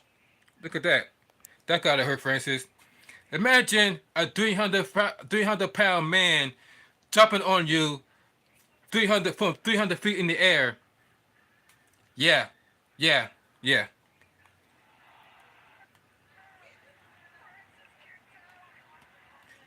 And somehow Francis kicks out of that match, kicked out of the moonsault. Somehow Francis was able to kick out, despite that moonsault, by a big man. It was like, so he started to stack up more chairs because to give him another power bomb, but he got ripped in the eyes by Francis. And then Francis hit him with a tombstone pile driver. Tombstone, tombstone, tombstone. Pojo pile driver. And then you see him even mock the Undertaker with the 1, 2, and kicked out by the count of 2. And even Francis was surprised that he kicked out by the count of 2. Look at this face. Look at the face of Francis. Casual everything amount make cream with the money. Dollar bill, y'all. Look at what he got on. He got his own tell about. He got his own money. He got his own money. What I say? Remember Coming to America? Where he said, well, I say he got his own money. He got his own money.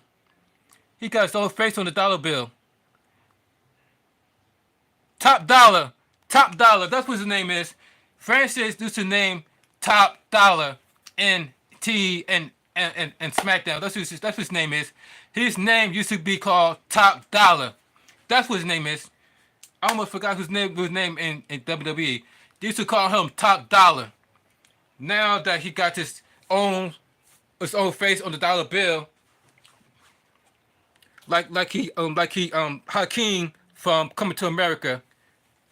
He's your queen to be the best, the special.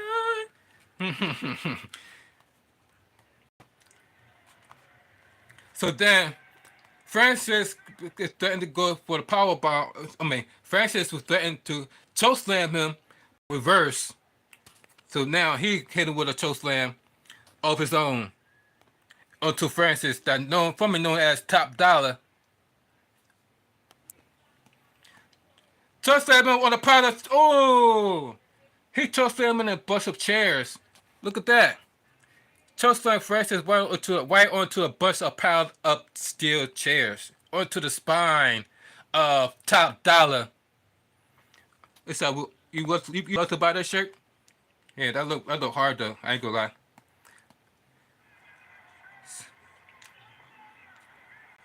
And then another PC moonsault for the 1, 2, 3, making him the new. It's the social media and international champion. So now he's social media and international champion in the Frankenstein. So now he has won 2 belts, not just one, but 2 belts of the Francis, aka Top Dollar. Now they could call himself 2 belts champ. 2 belts champ. 2 belts champ.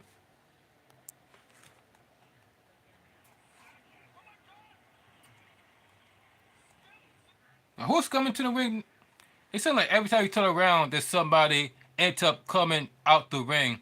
First was Hadakan. First it was the guy with the bat, and now who is this? Who's just up into the ring? Look who just showed up to the ring out of nowhere.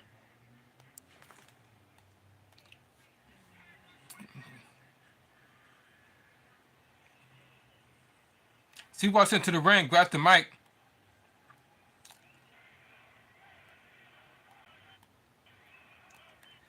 Then next thing you know, those two are in the ring together.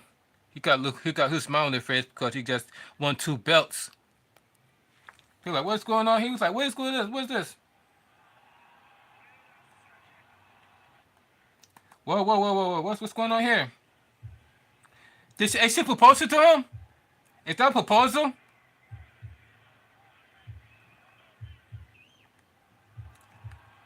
Look at this. Look like she asking for his hand in marriage. What? Huh?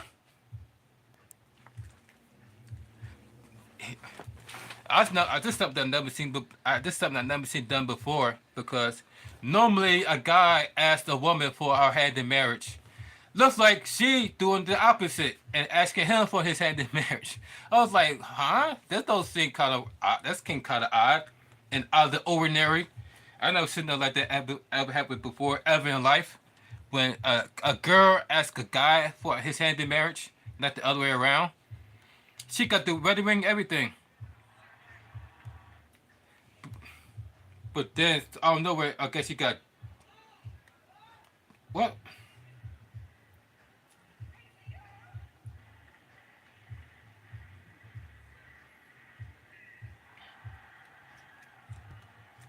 And guess what he says? He says, "See." He says, "See." So now they engaged to get married because she asked him for hand in marriage, not not the other way around. I was like, what? Since when this started happening? Since when women are going down to their knees and be like, "Babe, would you marry me?" Wow. Tell me, ladies and gentlemen, have you ever seen a woman propose to a man before? Ever in life? Have you ever seen a woman propose to a man before besides that night at slammiversary? Wow. Right? That was crazy. No. Wait. I think I have before. I take it back. I have before. Which brings me back to love and hip hop. Because remember Chrissy and Jim Jones? You remember Chrissy and Jim Jones?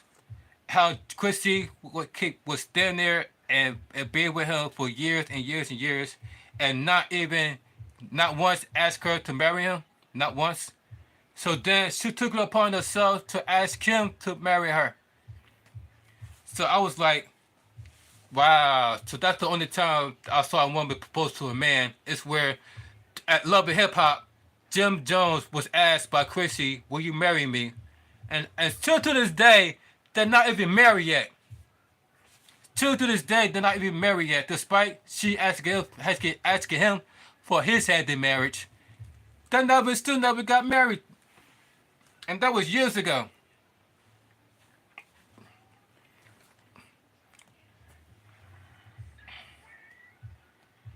Look at that. He put the ring on his finger and everything. Wow. Yo, look at this. He put the ring on his finger and everything. And he all happy. Yeah, put a ring on my finger, babe. Look how his hand is, yo. Look at his hand. That don't look right. Yeah. Okay. I was like, what in the hell? I said we gonna have a wedding. Oh my god. Let's just hope that they don't do what Jim Jones and Chrissy did and wait forever till us realize that they're never planning on getting married. Even though she asked her, even though they were engaged, or still engaged. Or, as a matter of fact, that's a great question. Is Jim Jones and Chrissy still married? Is still engaged to get married? Are they still engaged to get married? Because I heard that there's like a couple of couples out there that is still engaged and have been engaged for damn near 20 years, and yet the marriage has never even came up. Like, damn, bro, you been engaged for how many years? 20 years, and y'all never even got married yet. So it looks like that's the same thing going on with Chrissy and Jim Jones. They'll be engaged for still to this day, if they're still engaged. Yet no marriage.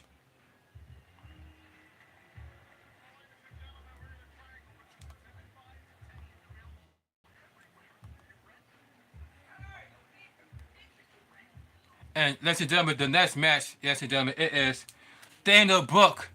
It's just going to be the next match. Remember Daniel Brooke from WWE? I'm not your enemy. I'm not your enemy, don't die. So look like Dana Brooke has a feud against Jordan Grace. Here is Dana Brooke. Remember Dana Brooke? She's in TNA as well, going against Dana or going against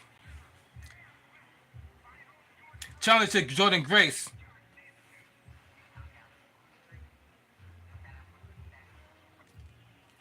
But at the same time, because of the partnership with WWE and NXT, do you think that Dana Brooke is going to return to NXT WWE with the crossover?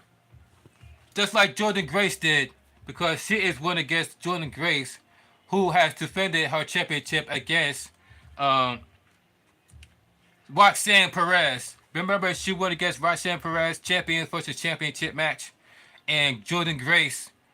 And now she's going against another former NXT star in Dana Brooke.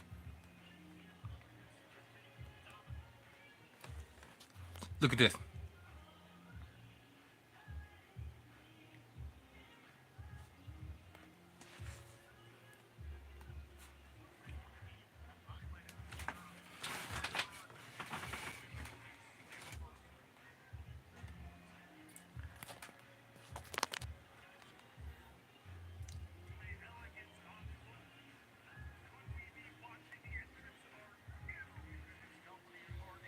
So now here's that, and take up the interest for the slammiversary.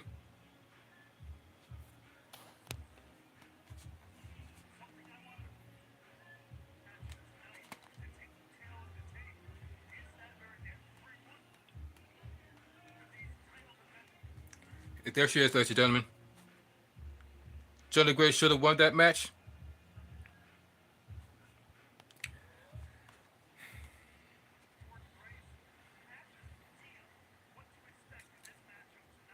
But what could we?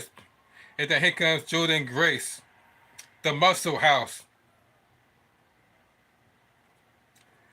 Jordan Grace with the muscles.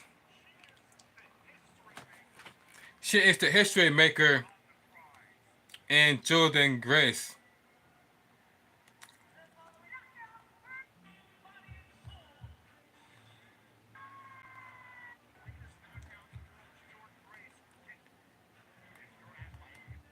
Jordan Grace versus Dana Brooke for the Knockouts Women's Championship match. Right? Look at the thickness of Jordan Grace. My God, I never noticed Jordan Grace like this until wow. Okay, Jordan Grace. I see you, Jordan Grace.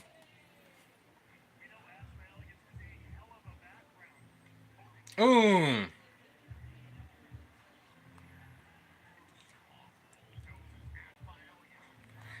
Wow. Jordan Grace is literally powering Dana Brooke like it's nothing throughout the entire match. Oh! From all the hard hitting, the hard hitting elbow shots to the face, you can literally hear it from the mile away. That's how powerful and tough Jordan Grace is. Every punch is very impactful. Oh! And even when she like did the back slap across Dana Brooke's face, back, you can hear it. Oh! She pins her, cover for the 1, 2, and then she kicks out on the count of 2.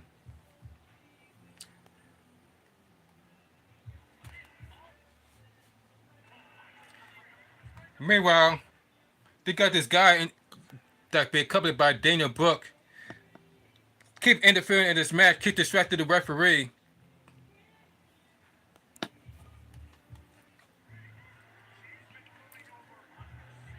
And then it came to the point where the referee had to kick him out because all he was doing was constantly distracting the referee. Look at that. Now, you is out of here!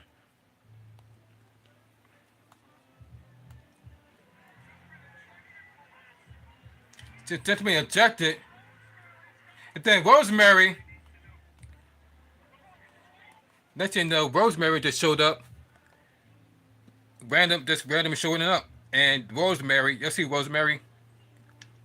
Knock TNA Knockouts Rosemary.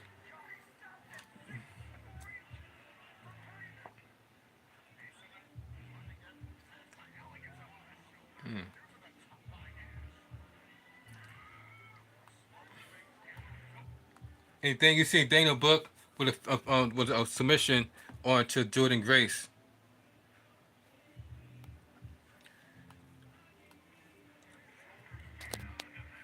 Just I got the thing. Then those two were fighting onto the top turnbuckle. Jordan Grace going for the look like Jordan Grace going for the. You see Jordan Grace goes for the standing elevate superplex from the middle by the mid top rope by the mid ropes. She was holding there for like a few seconds before she dropped her. Oh, superplex. And, and yet Dana Brooke was still able to kick out by the count of two.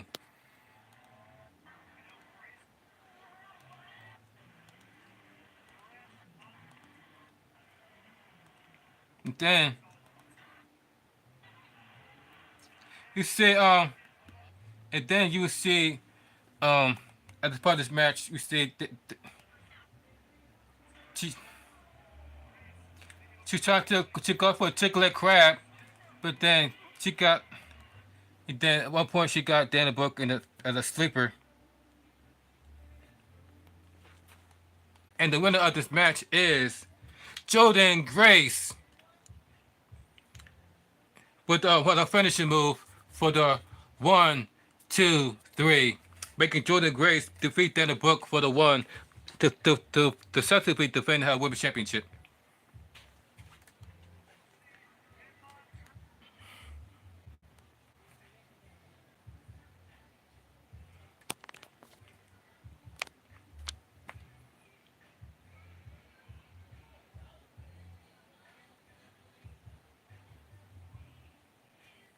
Stop it!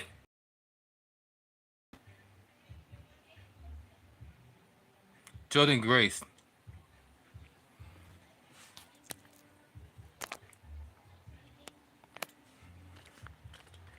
What's up with you two lately? It seems that you two don't want to inspire. What the fuck wrong with you two, man?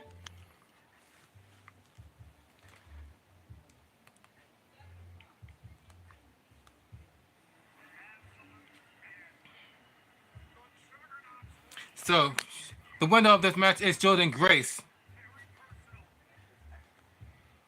The next match is for the Exhibition Championship between Ali. So we got the next Exhibition Championship match with featuring former Cruiserweight Champion and Ali. Alright, man, stop with the duty of the Spanish shit.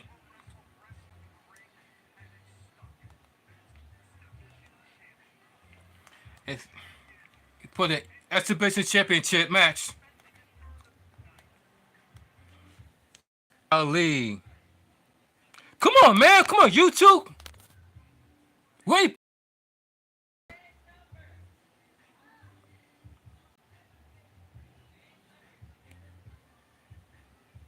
And Ali.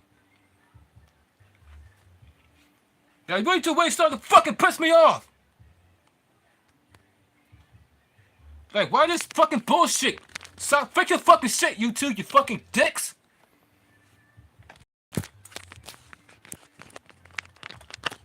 That's how I want to do this fucking end this live, you fucking bastard.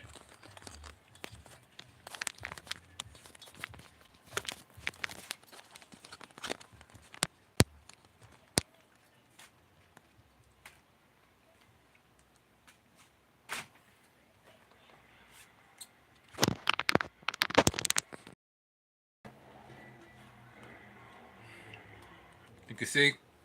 Come on, you fucking cunt.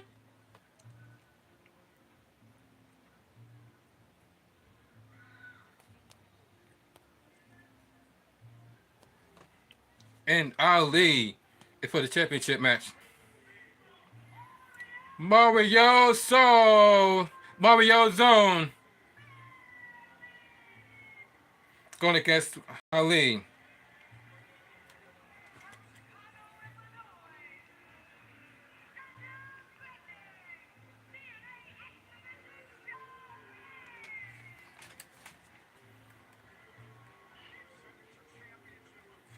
Getting that champion. So then just to bail it out, took a match.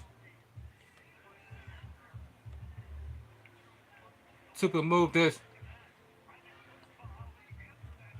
Look at that. I'll leave. What's this? The championship match.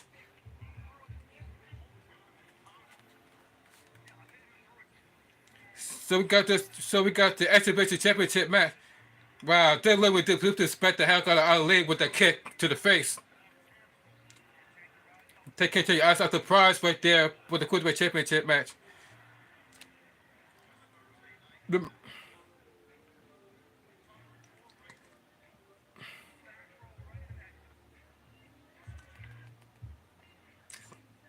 So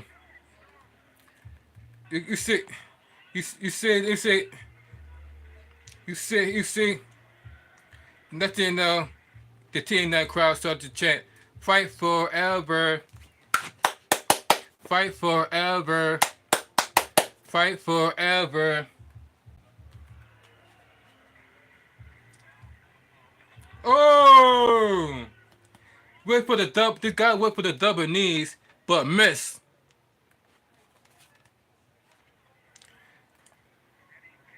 Pays for it. What just paid for it? I know his knees got to hurt real bad after that one. Got.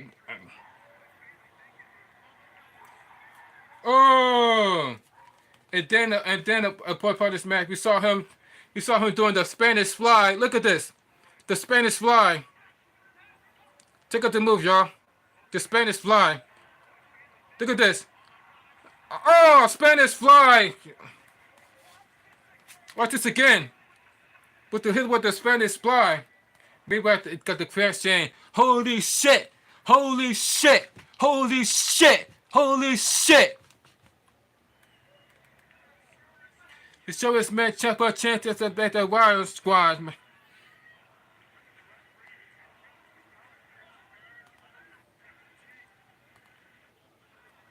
Today you say Ali. Anybody on first by such that flip. Don't up the fellas that just barely. Look at this. Dang you see. Oh, what a moonsault. Look at this. Once again, the fans are chanting, "Holy shit, holy shit." And then you see Ali.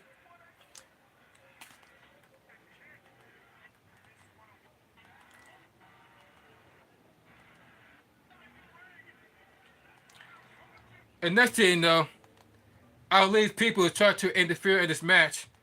And next thing you know, he went ham on everyone. Look at this. Next thing you know, all the security guards are coming. Look at this. Security guards are surrounding him. And next thing you know, he's with guys to went ham on this guy.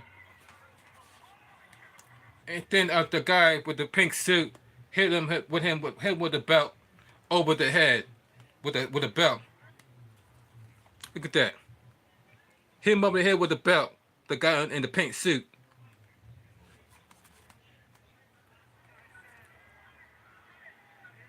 So now the guy, the man in black, set to help hold this guy, and then Ali hit him with a 450 splash.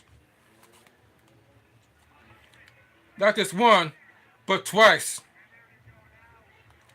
Now, so now he make the referee count for the 1, 2, 3. 1, 2. But wait a minute. The referee got dragged out of the ring. Who? Next thing you know, this guy shows up and everybody starts saying, "Holy shit, holy shit." Because that guy is the reason why the referee didn't count all the way up to 3, because he was literally dragged out of the ring.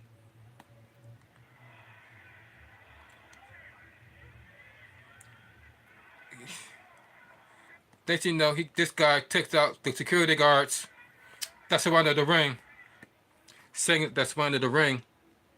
Yeah.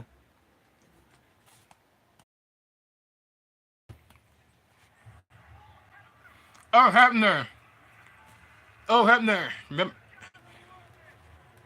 says found himself being the back pocket of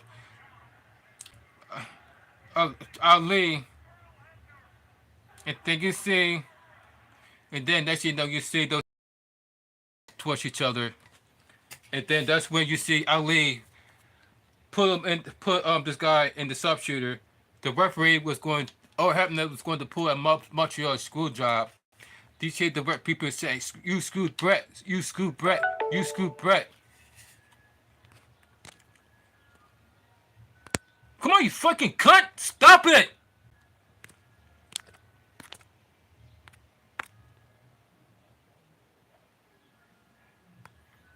Come on, you fucking bum!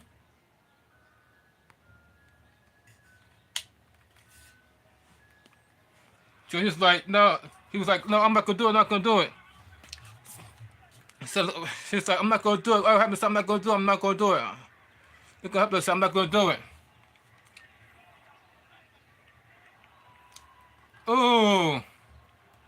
So next thing you know, this guy reversed it. Shooter predicament. And now he's going for the fucking sharpshooter. Not going for the fucking sharpshooter. Not going for the fucking shooter. And here's your winner.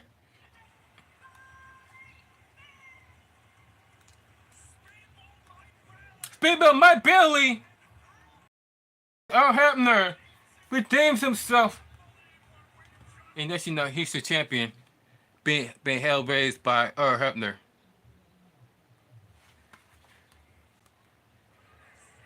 So we got yourself a new champion.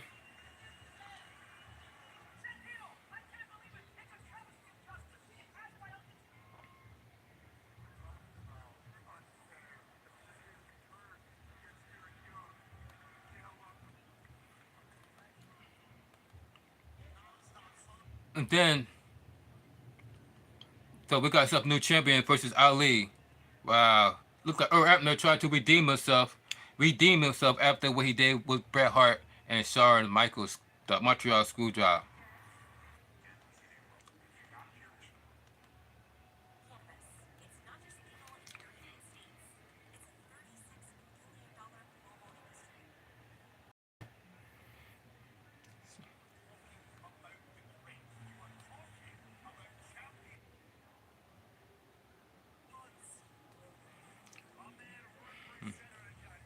So then we got the TNA World Heavyweight Championship match. We got Moose, Moose, Moose, Moose, Moose, Moose. And we got, don't forget, we got, and then we also in this ring we got I believe in Joe Hendrick. I believe in Joe Hendrick. Remember, we got the six-man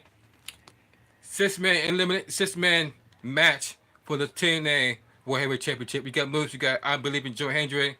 We got Chris. I think what's calling this match too. We got Eric Young.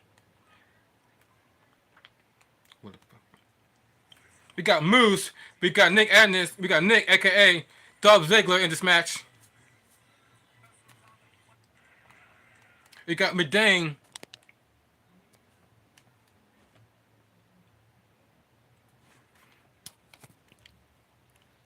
Yeah, better fucking charge, you bitch. We got Kazarian and the six-man bout. Six-man challenge. Looks like everyone. It's like every one of the members decided to jump onto Moose to take out the biggest man in the game, which is Moose. Moose, Moose, Moose, Moose. And this.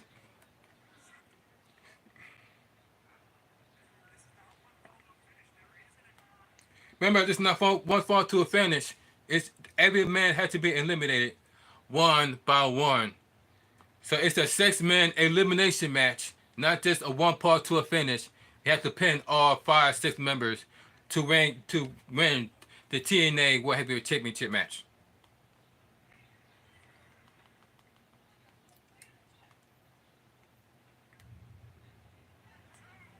And then was led to the final 2, ladies and gentlemen, between Kazarian and Dolph Ziggler. So we're going to have ourselves a new TNA World Heavyweight Championship championship. We're going to have ourselves a new World Heavyweight Champion, either Kazarian or Dolph Ziggler.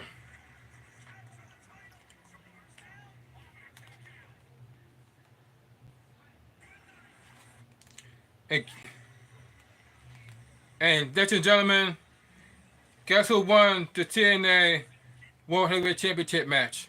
None other than Dolph Ziggler.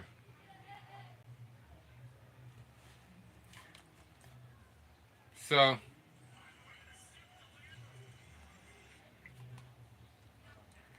Dolph Ziggler, that's not just what AJ Francis, but what Dolph Ziggler, as soon as he left WWE, he became champion immediately. So what did I tell you about WWE? Huh? What did I tell you about WWE?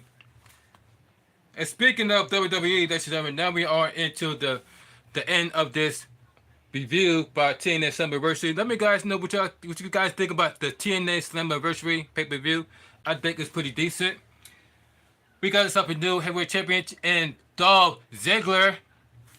We got Jordan Grace retaining her women's championship match. We got Ali losing his championship against his opponent. Slammiversary, ladies and gentlemen, took place much more can now. You got Earl Hebner redeeming himself by not helping Ali with the Montreal screw job.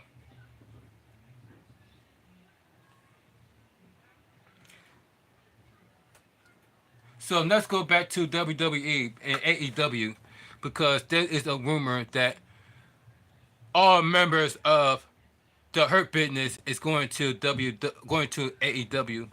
Now, first, the first fucked up thing about what WWE did is that how are they going to brag about Shelton Benjamin being with the company for damn near 20 years? This is the 20th year this is the 20th year that 20th anniversary of Shelton Benjamin, and that was literally giving him his flowers. The next thing you know, he found himself being released by WWE, and then next thing you know, the next thing you know, Bobby Lashley start disappearing. Then you see people like MPP start disappearing. And now you're hearing the rumors about them joining AEW, because apparently they're not happy with the booking of Triple H. Because, ladies and gentlemen, remember what I said about that when it comes to Solo? You literally have this guy beat John Cena.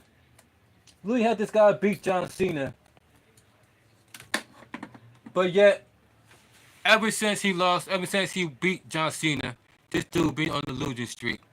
But yet you expect us to take him seriously as your new leader of the Tribal Chief. I've never understood that storyline to begin with. Why should we look at Solo as a threat? And he hasn't even won a damn match yet. This is the same guy that lost to Cody Rhodes before. And that's when Cody Rhodes said, "You're not ready." But yet he is. Yet you want us to look him as the Tribal Chief, and the way they booked the Hurt Business is like,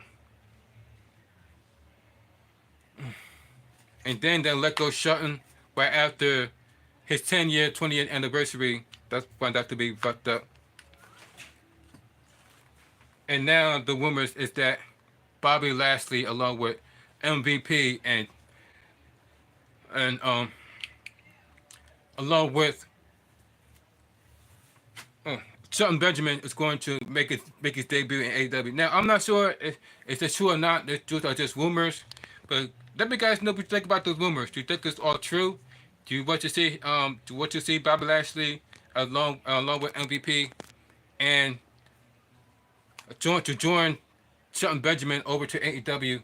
Because guess who also is in AEW that's friends with or that's married to Mia Yim, known as Keith Lee. Remember Keith Lee, who is the husband of Mia Yim? He is currently in AEW because of the unfair treatment that was done to him by WWE. Remember, this is the same guy that made his debut on the main roster, going face to face with Roman Reigns. It got one of the highest segment on the WWE. Keith Lee, Roman Reigns. Keith Lee! What the fuck, man? Keith Lee, Roman Reigns. You fucking bastard. What's up with technology today? And speaking of technology, ever since they put that fucking update onto the fucking software in this fucking airport situation, we had dealing with this tech outage. Most people can't even operate their own bank account due to this tech outage. Most people can't even travel due to this tech outage. So that's why I'm so fucking frustrated when it comes to this tech shit, because I don't know what's going on with the airport situation, but all through last weekend, everybody was stuck at the airport due to this tech outage. So I wonder what's going on with that.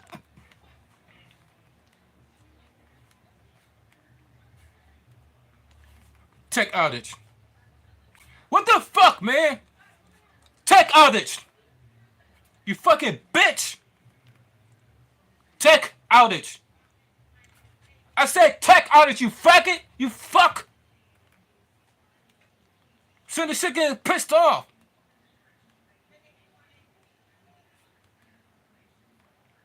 Come on, you fucking bitch.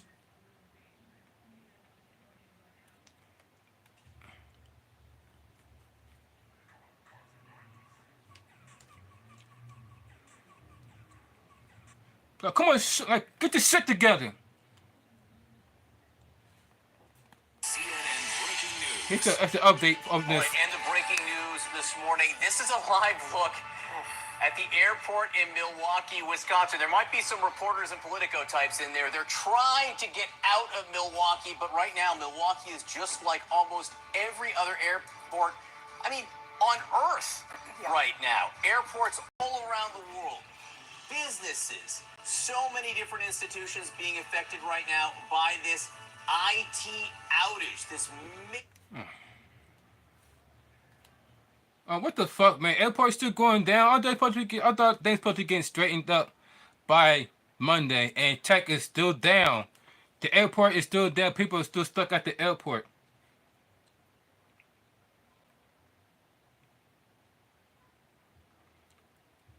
Damn, that's crazy.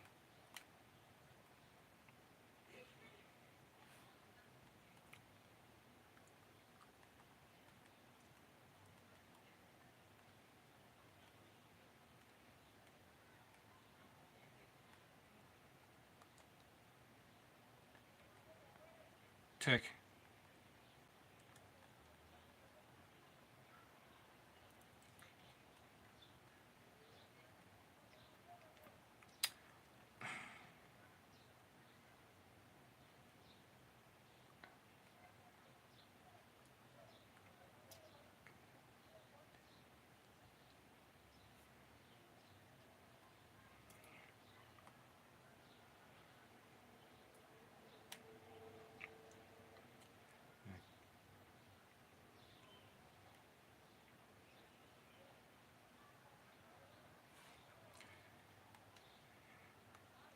People stuck at the airport.